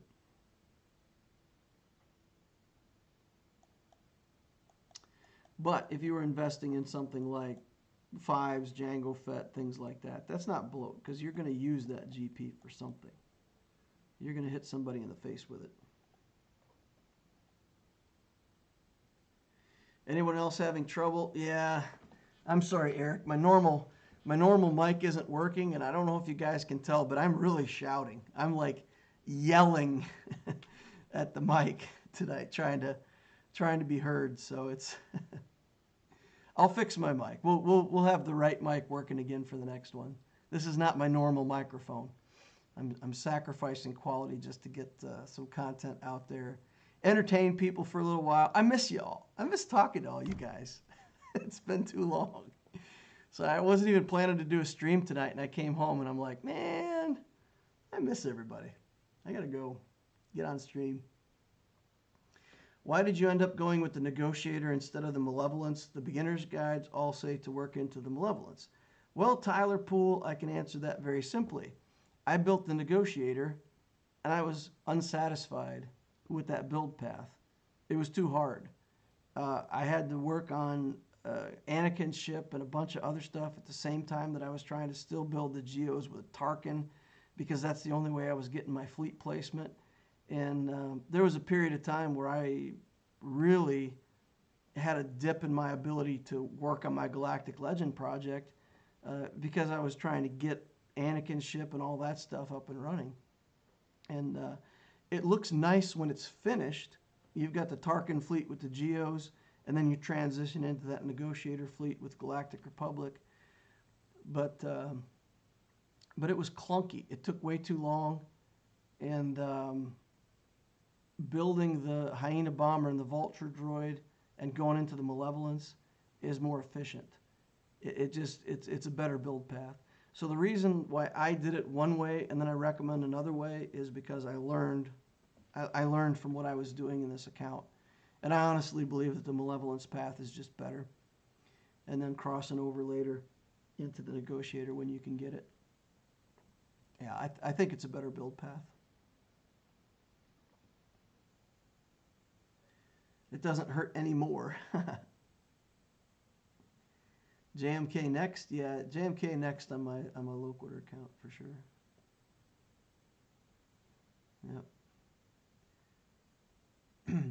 Hey DL, I'm at 2.4 million and I have a Relic 7 gas and I'm one requirement away from unlocking SLKR. Am I on the right track?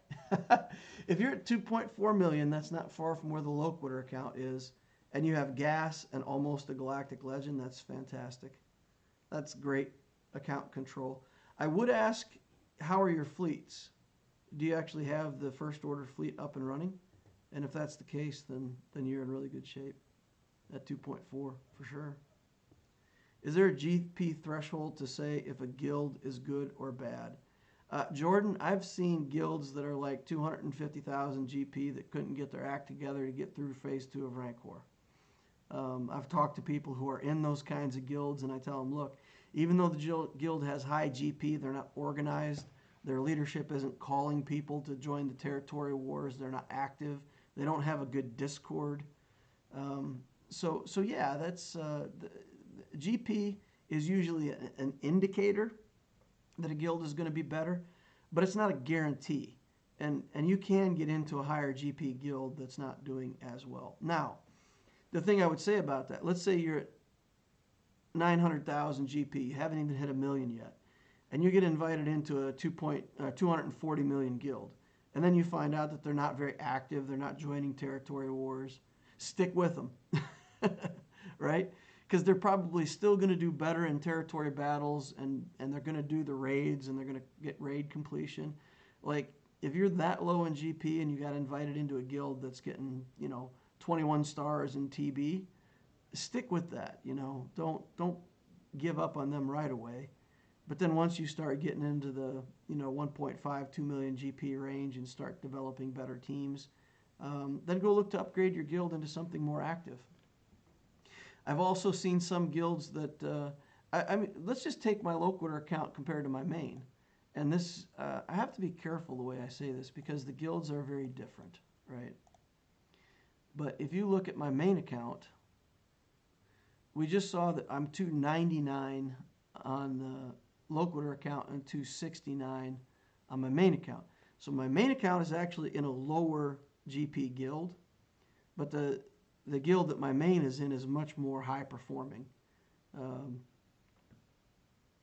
What did we get? 31 stars in Geo Darkside last time. I've started referring to the Rancor as Eleanor. If anybody's a fan of the movie Gone in 60 Seconds, like the Rancor, if you aren't on when the Rancor goes live, you don't get participation. Like we do the entire heroic Rancor raid in, I don't know, 4 or 5 hours. It seems like anymore. Like it's done. So even though the GP is lower, it's the results are at a higher level. And that just has to do with, people with focused accounts and that have more carefully tailored their account building to do what's in the game. I don't know a better way to say it. Not to say that the people in my Loquitur account are bad people, because they're still a great guild, and they also complete Rancor. So it's not meant to be disparaging, but the total guild GP isn't the whole answer. That's what I'm saying. I missed DL streams. Nice. Nuke. Hey, Nuke, are you the... I think Nuke is a new Patreon. Yeah. I think I saw him over on Patreon. I still need to take a look at your account, bro. I'm going to get to that. I'm going to take a look at that stuff for you. Lol says, I'm currently forming my plan for JML in the long run. It's not a rush, but it's building teams around characters needed for him. Is that a good idea or no? That's a perfect idea. It's a perfect idea. You build a team that includes some of his requirements, and then you build another team that includes some of his requirements. Then you get Jedi Knight Luke, and you stabilize a team around him. You cash in on the Galactic Legend. That's the fantastic way to look at a GL build, for sure.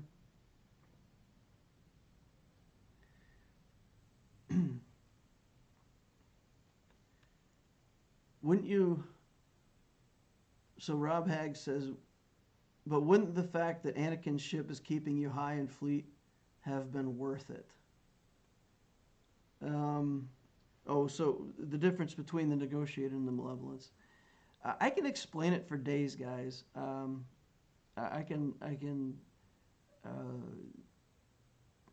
don't know how to do the math in a way that makes it make sense to you.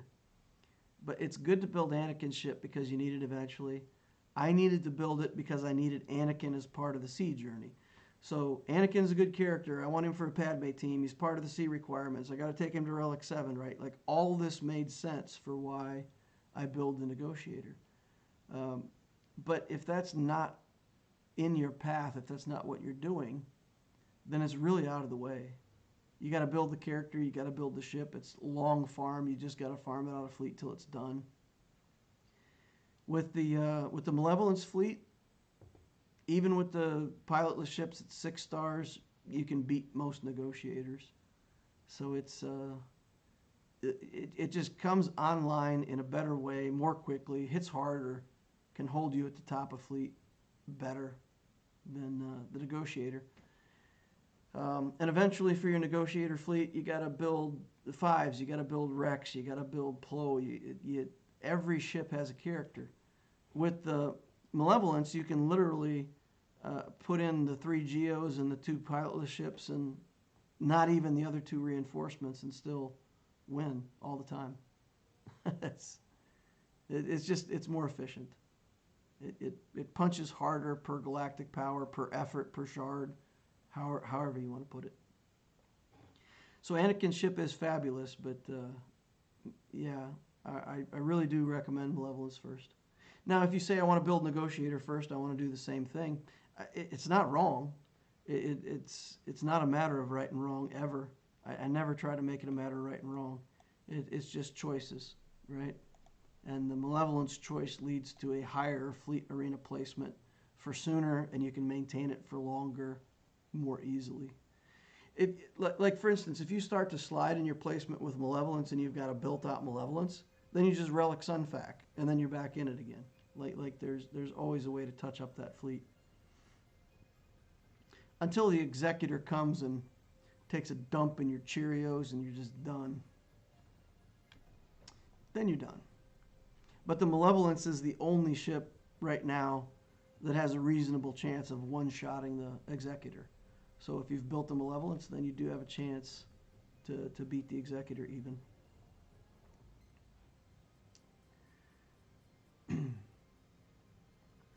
404 JR says, I have all the Negotiator except Rex. He's at 5 stars going slow.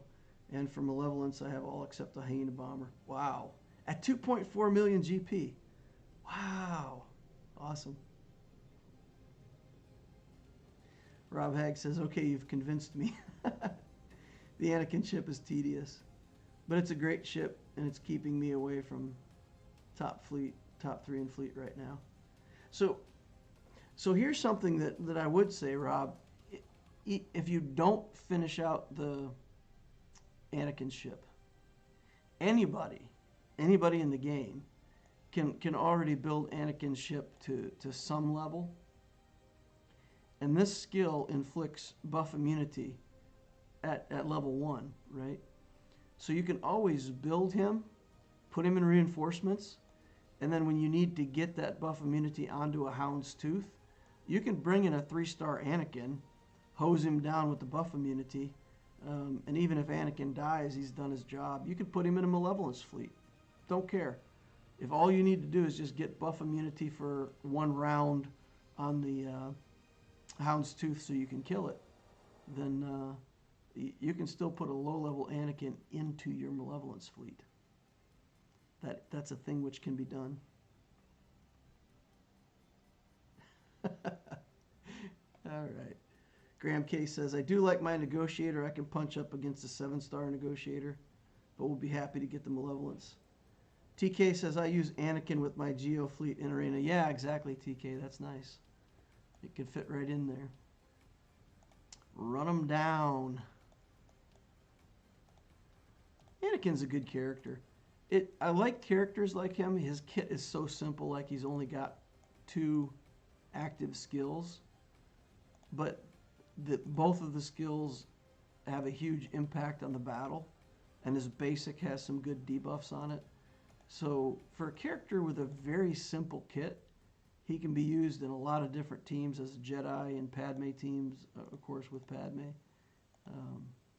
So he's one of those characters that they landed on a good setup, really simple kit. All right, get some farming done over here. I'm having trouble with Anakin sticking the buff immunity. Maybe Anakin needs relic first. His ship, I mean. Rob, so if you're trying to put the buff immunity onto Houndstooth, if you're not aware, the Houndstooth has a massive tenacity boost when it does not have taunt. So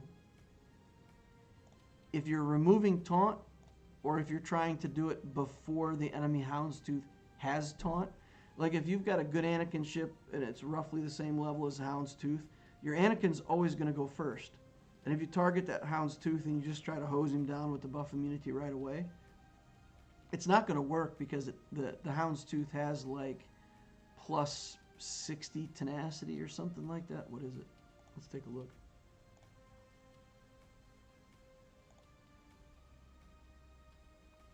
Has plus 50% tenacity while not taunting.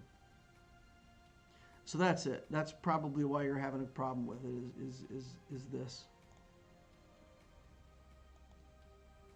And remember, 15% of the time, it just doesn't work. It just doesn't work. So, yeah, sometimes you don't get it, whether you want it or not.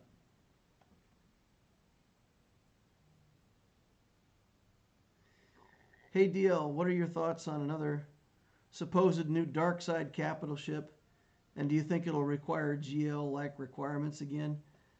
So what you're referring to is that the leak from the playtester or whatever, who said that there's going to be the Darth Nihilus capital ship, I believe is what you're referring to. And do I believe that that's real? Well, all of the other stuff that was said in that post has come to pass.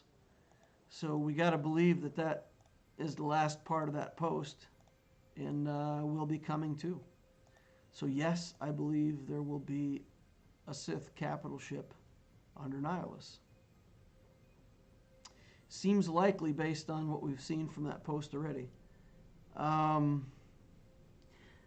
You know, I can see it 2 ways. I can see where it would be just another capital ship like the Chimera. And I can see where they would do another ship like the Executor. I called it the Executrix in the last video. The Executor. And I could see where they would make it a Relic 9 requirement for Nihilus to get that ship, along with other Sith. And hopefully that would be a duplicate of Sith that we already have relicked. For me on the main account, if they said Triumvirate has to be relicked, they're already relicked for me. So I feel like if the requirements are like the Triumvirate and then Sith pilots, I'm in pretty good shape. I don't have the Sith assassin ship. No, I think I have the Sith assassin ship. I think I have that too. There's like, I have like every ship. It's insane. Yeah, so I've got the Sith fighter. I just don't have the actual Sith assassin built up. So that would be a haul on the character side, but we've got, we've got the meats over here. Just make that 7 stars, just bloat it a little more, why not? So yeah, I think I've got every ship. Do I have every ship at 7 stars? Nope. We still need a TIE Reaper and the Emperor's Shuttle. And the Extinction Bomber. Rey's Millennium Falcon. So 4 ships. I have 4 ships yet to get the 7 star. We'll get around to those someday.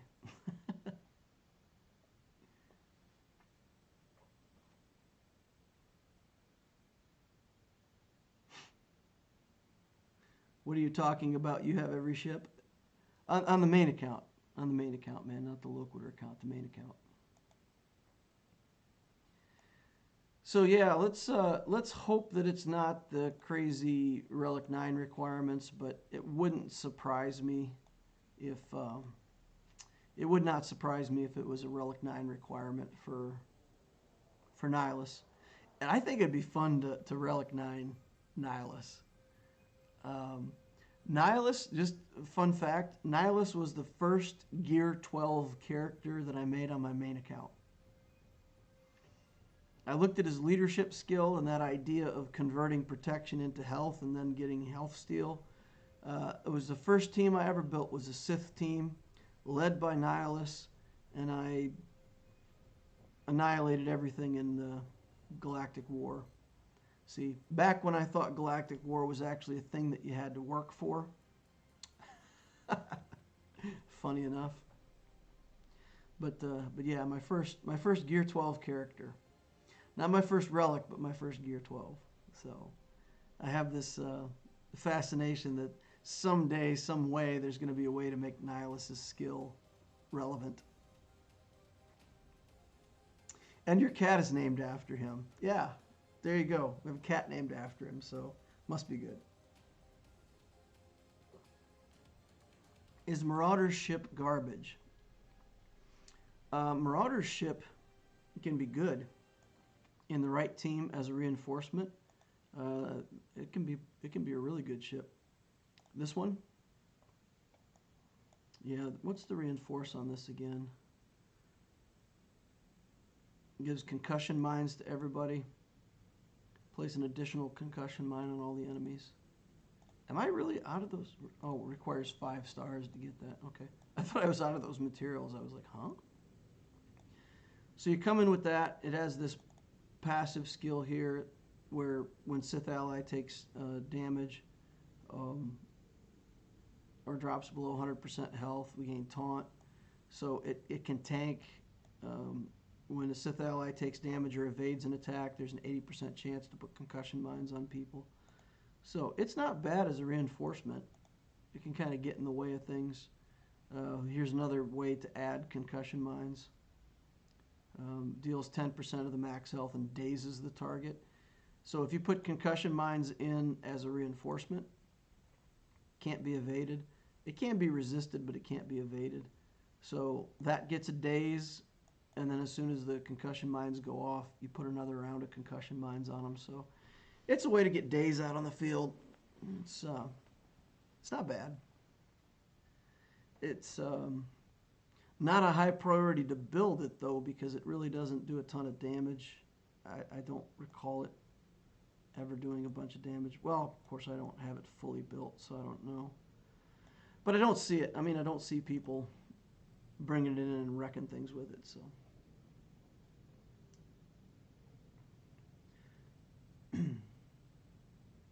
I'm totally switching to malevolence. Thanks for having solid rationale for your advice. Most people just say, trust me, I know, and call it a day. Your beginner vids are the Swiggle Holy Bible. Yeah, no, Rob, thank you for that. And it's also the matter of right and wrong. So it's not just that I try to back it up with facts. I try to make it clear that I don't know everything about the game, and that some things that I think a certain way about is my opinion, and it's the way I would do it or the way I think will work for the most people. But I don't ever want to make it a matter of right and wrong, where I'm right and other people are wrong, because it's this game has a million right answers. Anything you want to do, if you stick with it and build that team all the way to the end, it's fine. The only time that you're doing the wrong thing is when you're building every ship in the game to 7 stars, even if the pilot is like Gear 4. That is a matter of being wasting your resources. TK says, cool about the Marauder ship. I'd never seen anyone use it. Yeah, it's just good as a reinforcement in an Empire fleet. Or I say Empire fleet because of Vader, but really it's a Sith fleet. After unlocking Negotiator 5 stars, should you go straight for unlocking Malevolence or finish the Negotiator to 7? If you start with the Malevolence, you can actually stop the Malevolence at 6 stars, go back and get the Negotiator, and you're fine. If you start with Negotiator, you pretty much have to take the Negotiator to 7 stars. It matters a lot that the Negotiator goes quickly, gets the first turn before the opposing capital ship. The Negotiator wants to bring in its reinforcement first. Malevolence is an example of a fleet where you almost want to bring your reinforcement. So you're looking at the first reinforcement. You almost want your opponent to bring in their reinforcement so that when you bring in your reinforcement, which is usually the Geo Spy, that you can kill one of their ships outright and have an advantage. And if you do that with the starting ships and kill something, and then they get to bring in their reinforcement after, sometimes that's actually a disadvantage for you, depending on what's on the other side. So basically it comes down to, if you put taunt on a ship that you want to and you don't kill it, and they bring in Plo and they clear off your taunt, then you've wasted your spy. Whereas if they bring in something else first that's not going to be Plo, and then you're going to be able to kill something and keep the taunt on it. So there's some mechanics like that with the Malevolence that actually, you don't mind that it's slower, so 6 stars is okay. But with the Negotiator, you got to commit to it. You got to 7-star it. You got to Relic Kenobi if that's going to be your main fleet.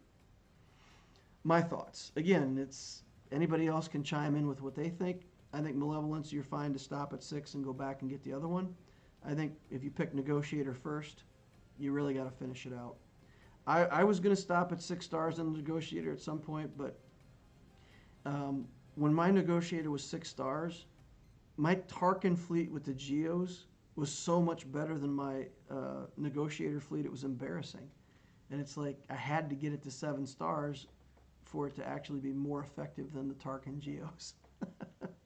Which is, in a way, it's kind of sad, but that was my experience with it.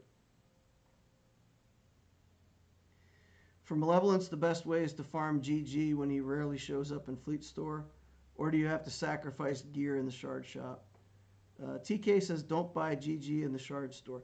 So it took me right around 6 months of looking for Grievous in the Shard Shop, in the Fleet Store to get him. I did not start going for him right away. So the mistake, not mistake, but if you're going to go for Malevolence first, you got to be looking for Grievous out of the Fleet Store as soon as you hit level 60, and you'll be fine. You'll get him. You'll be fine. If you've got your time set where you actually get to see all your energy refreshes and you get to see the shop 3 times a day, you'll get him. You'll be fine.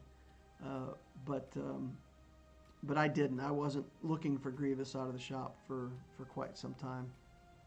So that's why all the guides say, you know, as soon as the Fleet Store opens up, you're going to build up a reserve, and you're going to save that so that you can buy Vader and Grievous and, you know, get those characters out of there every time they show up right from the start. But let's say that you were 20 shards away and you didn't want to wait. And, you know, if you want to spend like once in the Shard Shop just to get him up and running, again, I wouldn't say that's wrong. It's not a good use of resources, but But I also understand the urgency about, okay, I just want that 7th star so I can get this guy going. And yeah, so I mean, 1 or 2 purchases out of there would be fine. But if you said I'm going to buy the last 100 shards out of the shard shop, I would say you're going to wait. Don't do that. That would be wait. Rob says, I save 400 for him whenever he shows up. Yeah, exactly. You just got to have a bank.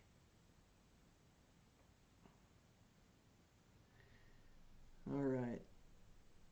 Graham Case says, I can beat you Star Malevolence and Negotiator with my 5-star Relic 5 Negotiator. A Relic 5 Negotiator at 5 stars. Okay. If that's working well for you. See, I didn't have Kenobi Relict. Not even close. What were we at? Like gear 11, gear 12 for a long time on Kenobi. So, yeah, if you've Relict Kenobi, maybe the Negotiator can work at lower stars if Kenobi's Relict.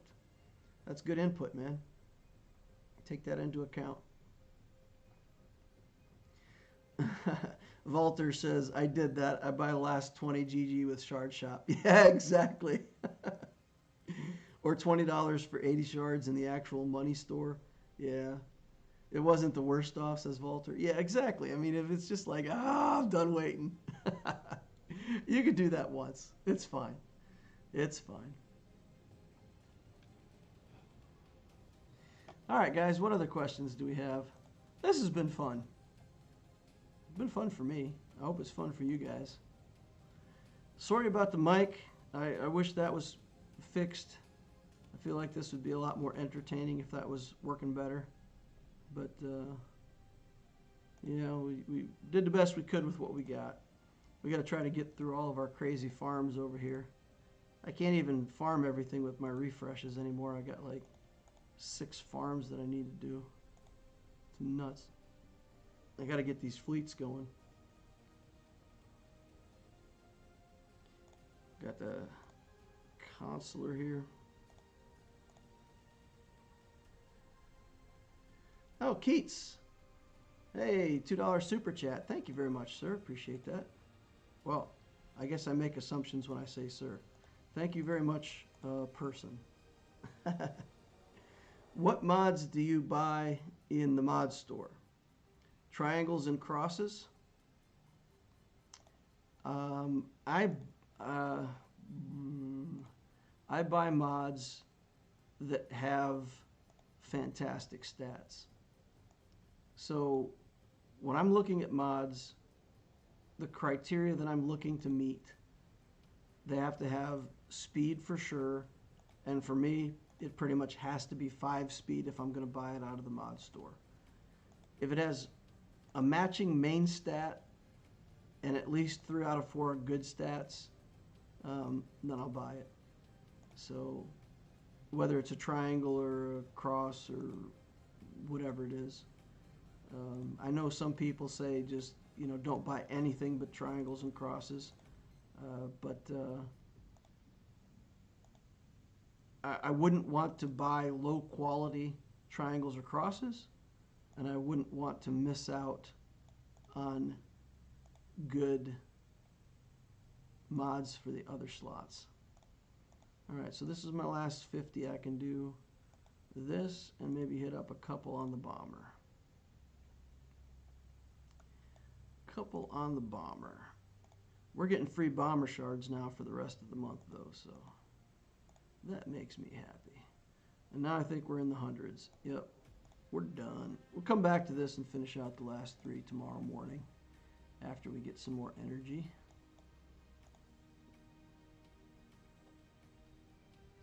Can't wait for another mod video. Any update on the next one? I've roughed out the what I'm going to say in the presentation for the next one, but with this whole Grand Arena change, the last couple days have pretty much been taken up with me talking to people and trying to figure out what this is going to mean for the guides and whether or not you guys need any advice or information right off the bat that's going to change the way that we would farm things or do what we normally do. So no, I haven't worked at all on that.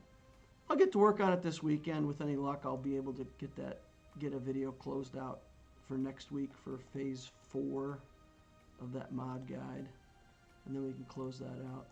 So we'll take a look here in the mod store and revisit that comment that I made and see if there's any mods that are good enough to qualify. Let's see. We got to buy Carbantes out of here because Carbantes are the new rare thing. We're looking for Ayla down here. She's not there for me.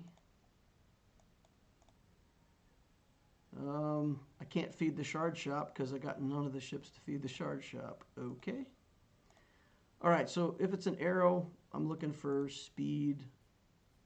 If this had 5 speed down here, offense on the primary, and like, let's say crit chance down here, I might go for it, you know?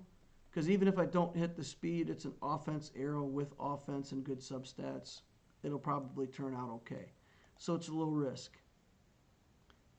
If this had speed on it with health, tenacity, and protection, garbage, right? There's no chance of that mod qualifying as anything good. For purple mods, I pretty much don't buy purple mods because I don't know what that last stat line is, and I really don't want to spend 1.7 million credits on something that may turn out to be useless, right? Okay, we'll glance at that. We'll go over to the main account and look. Okay. Lately, I've been going through here and looking for med packs. I am woefully far behind on these med packs, so I have been spending a little bit of my get one on med packs. And then shard shop. See, I can't afford the med packs right now, so what I'll do is I'll go over here to fleet and I'll hit a couple purchases in fleet just to feed the shard shop. And then we'll go in there and we'll buy these med packs. They seem to get used up at a much higher rate than anything else, so focused on them. Okay, let's take a look and see what's in the shop over here for mods. So health primary, that's nice. Crit chance, potency, offense, protection. So if this mod had these stats on it, any of these stats, and 5 speed on my main account, I've got 23 million in the bank, I'd buy it. I'd buy this mod if it had 5 speed somewhere and these good stats. Hollow array. If this had speed on it, offense, tenacity, health, something like that, I wouldn't buy it. Because I'm not often going to pick a speed mod with a defensive main stat, a bunch of defensive stats here. I don't feel like that would be a good mod. And just to reiterate, guys, I don't like defense as a main stat. I like the defense mod sets. This symbol makes me happy, the defense mod set symbol, right? That makes me happy. But I'm not looking for defense main stats. So yeah, I don't know. I'm kind of picky about that stuff. I probably don't buy as many mods as I should on my main account. Look, I got 109 million. So there's a lot of opportunities I'm probably passing up that I could. But yeah, I'm pretty picky. They got to be pretty good. So basically, if you buy them out of this shop and you hit them with 12 and you don't hit speed, and that's all you were looking for, then you're sad and you wasted a bunch of money. But if you've got 100 million, then you kind of don't care if you wasted some money, right? It's less relevant.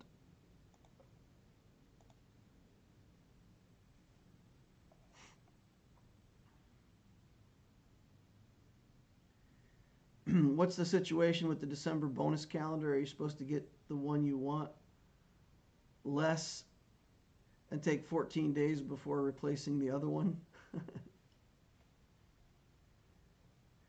Griff says different mic setup. Yeah, my regular mic isn't working. It failed. I got a mic failure. Walter's taking off. Night DL. See you later, man. All right.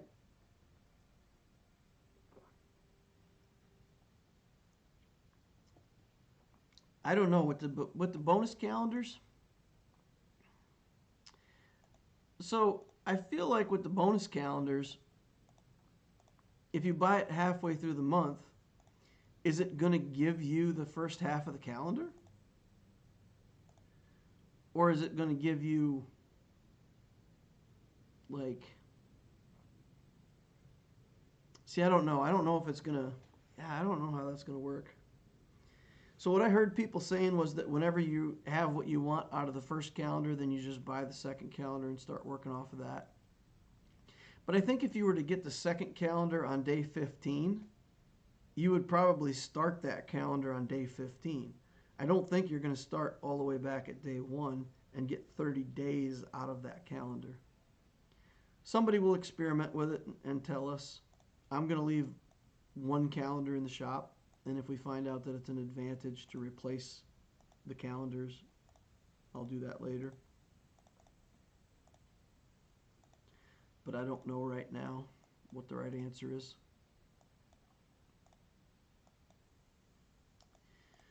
Alrighty guys, well I'm probably going to wrap it up here. Say goodnight to y'all, log off the stream, and look for y'all in another holocron. We did have I can't remember exactly who, I think it was Patrick Wagoner if I remember correctly, that mentioned that these bayonets could be bought out of here for $360, and it wasn't a bad deal because these can be used for the impulse detectors that you need for Relic 8. So it was good advice. I listened to what he said, and occasionally I'm able to pick up something out of here to help me with my impulse detectors. So good call on his part, good learning on my part. Made that a decent option. New subscriber, got a question. All right, I'll hang around for your question, Matthew Garcia.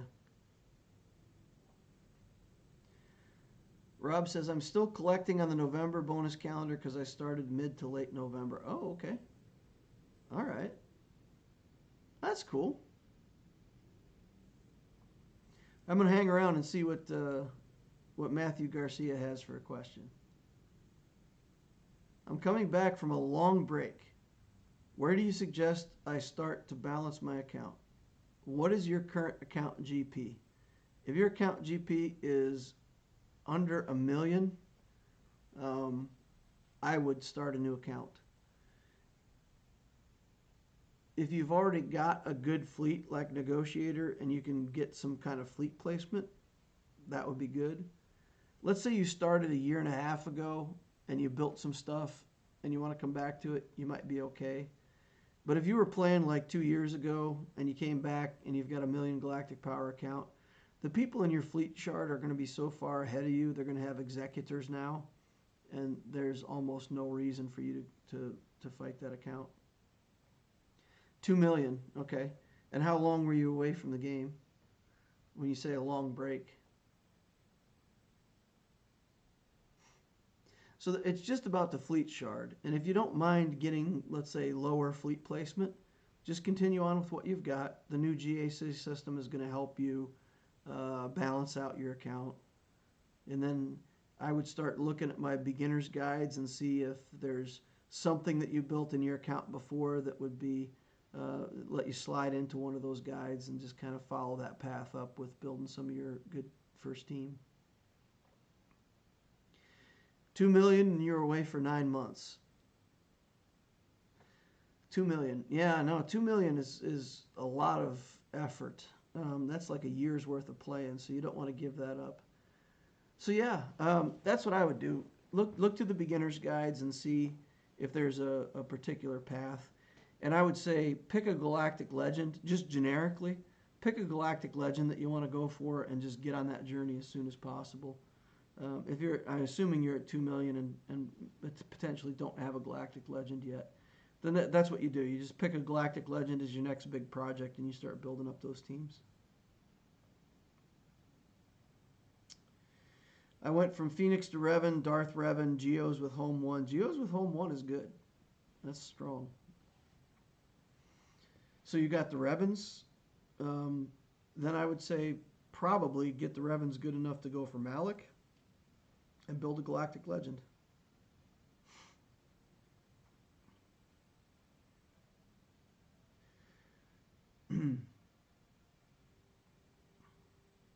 Rob says he has an old account. He started again when the hyperdrive was half off. The game is designed to always make us feel behind. Yeah. I think in this game, if you're competing too hard to win, if you think you're going to win the game, you'll get frustrated. So for me, it's just, am I optimizing? Am I getting absolute best characters and teams that I can for the resources that I'm investing? That's the challenge. I'm playing against myself for the most part. Some guy with 10 million galactic power and a mod score of 13 that's been playing ever since the day the game opened. I don't ever pretend I'm going to compete with that. I don't mind. I don't want it. I just want to do the best I can with my own account, and that's, I think, if you can't settle on that, you drive yourself crazy. So even with your 2 million galactic power account and you're behind, just do the best you can with what you have. Build Malik, build a galactic legend, build that strength, and you'll rise up through that new Grand Arena system, no problem. The Zen of Swiggle maintenance.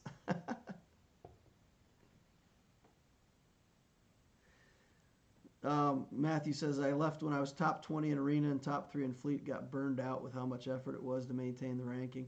I think a lot of people, man, if I used to have to fight my way to the top of Squad Arena every day, and now I just can't beat the Kenobi teams, and I just get top 50, and it's such a relief.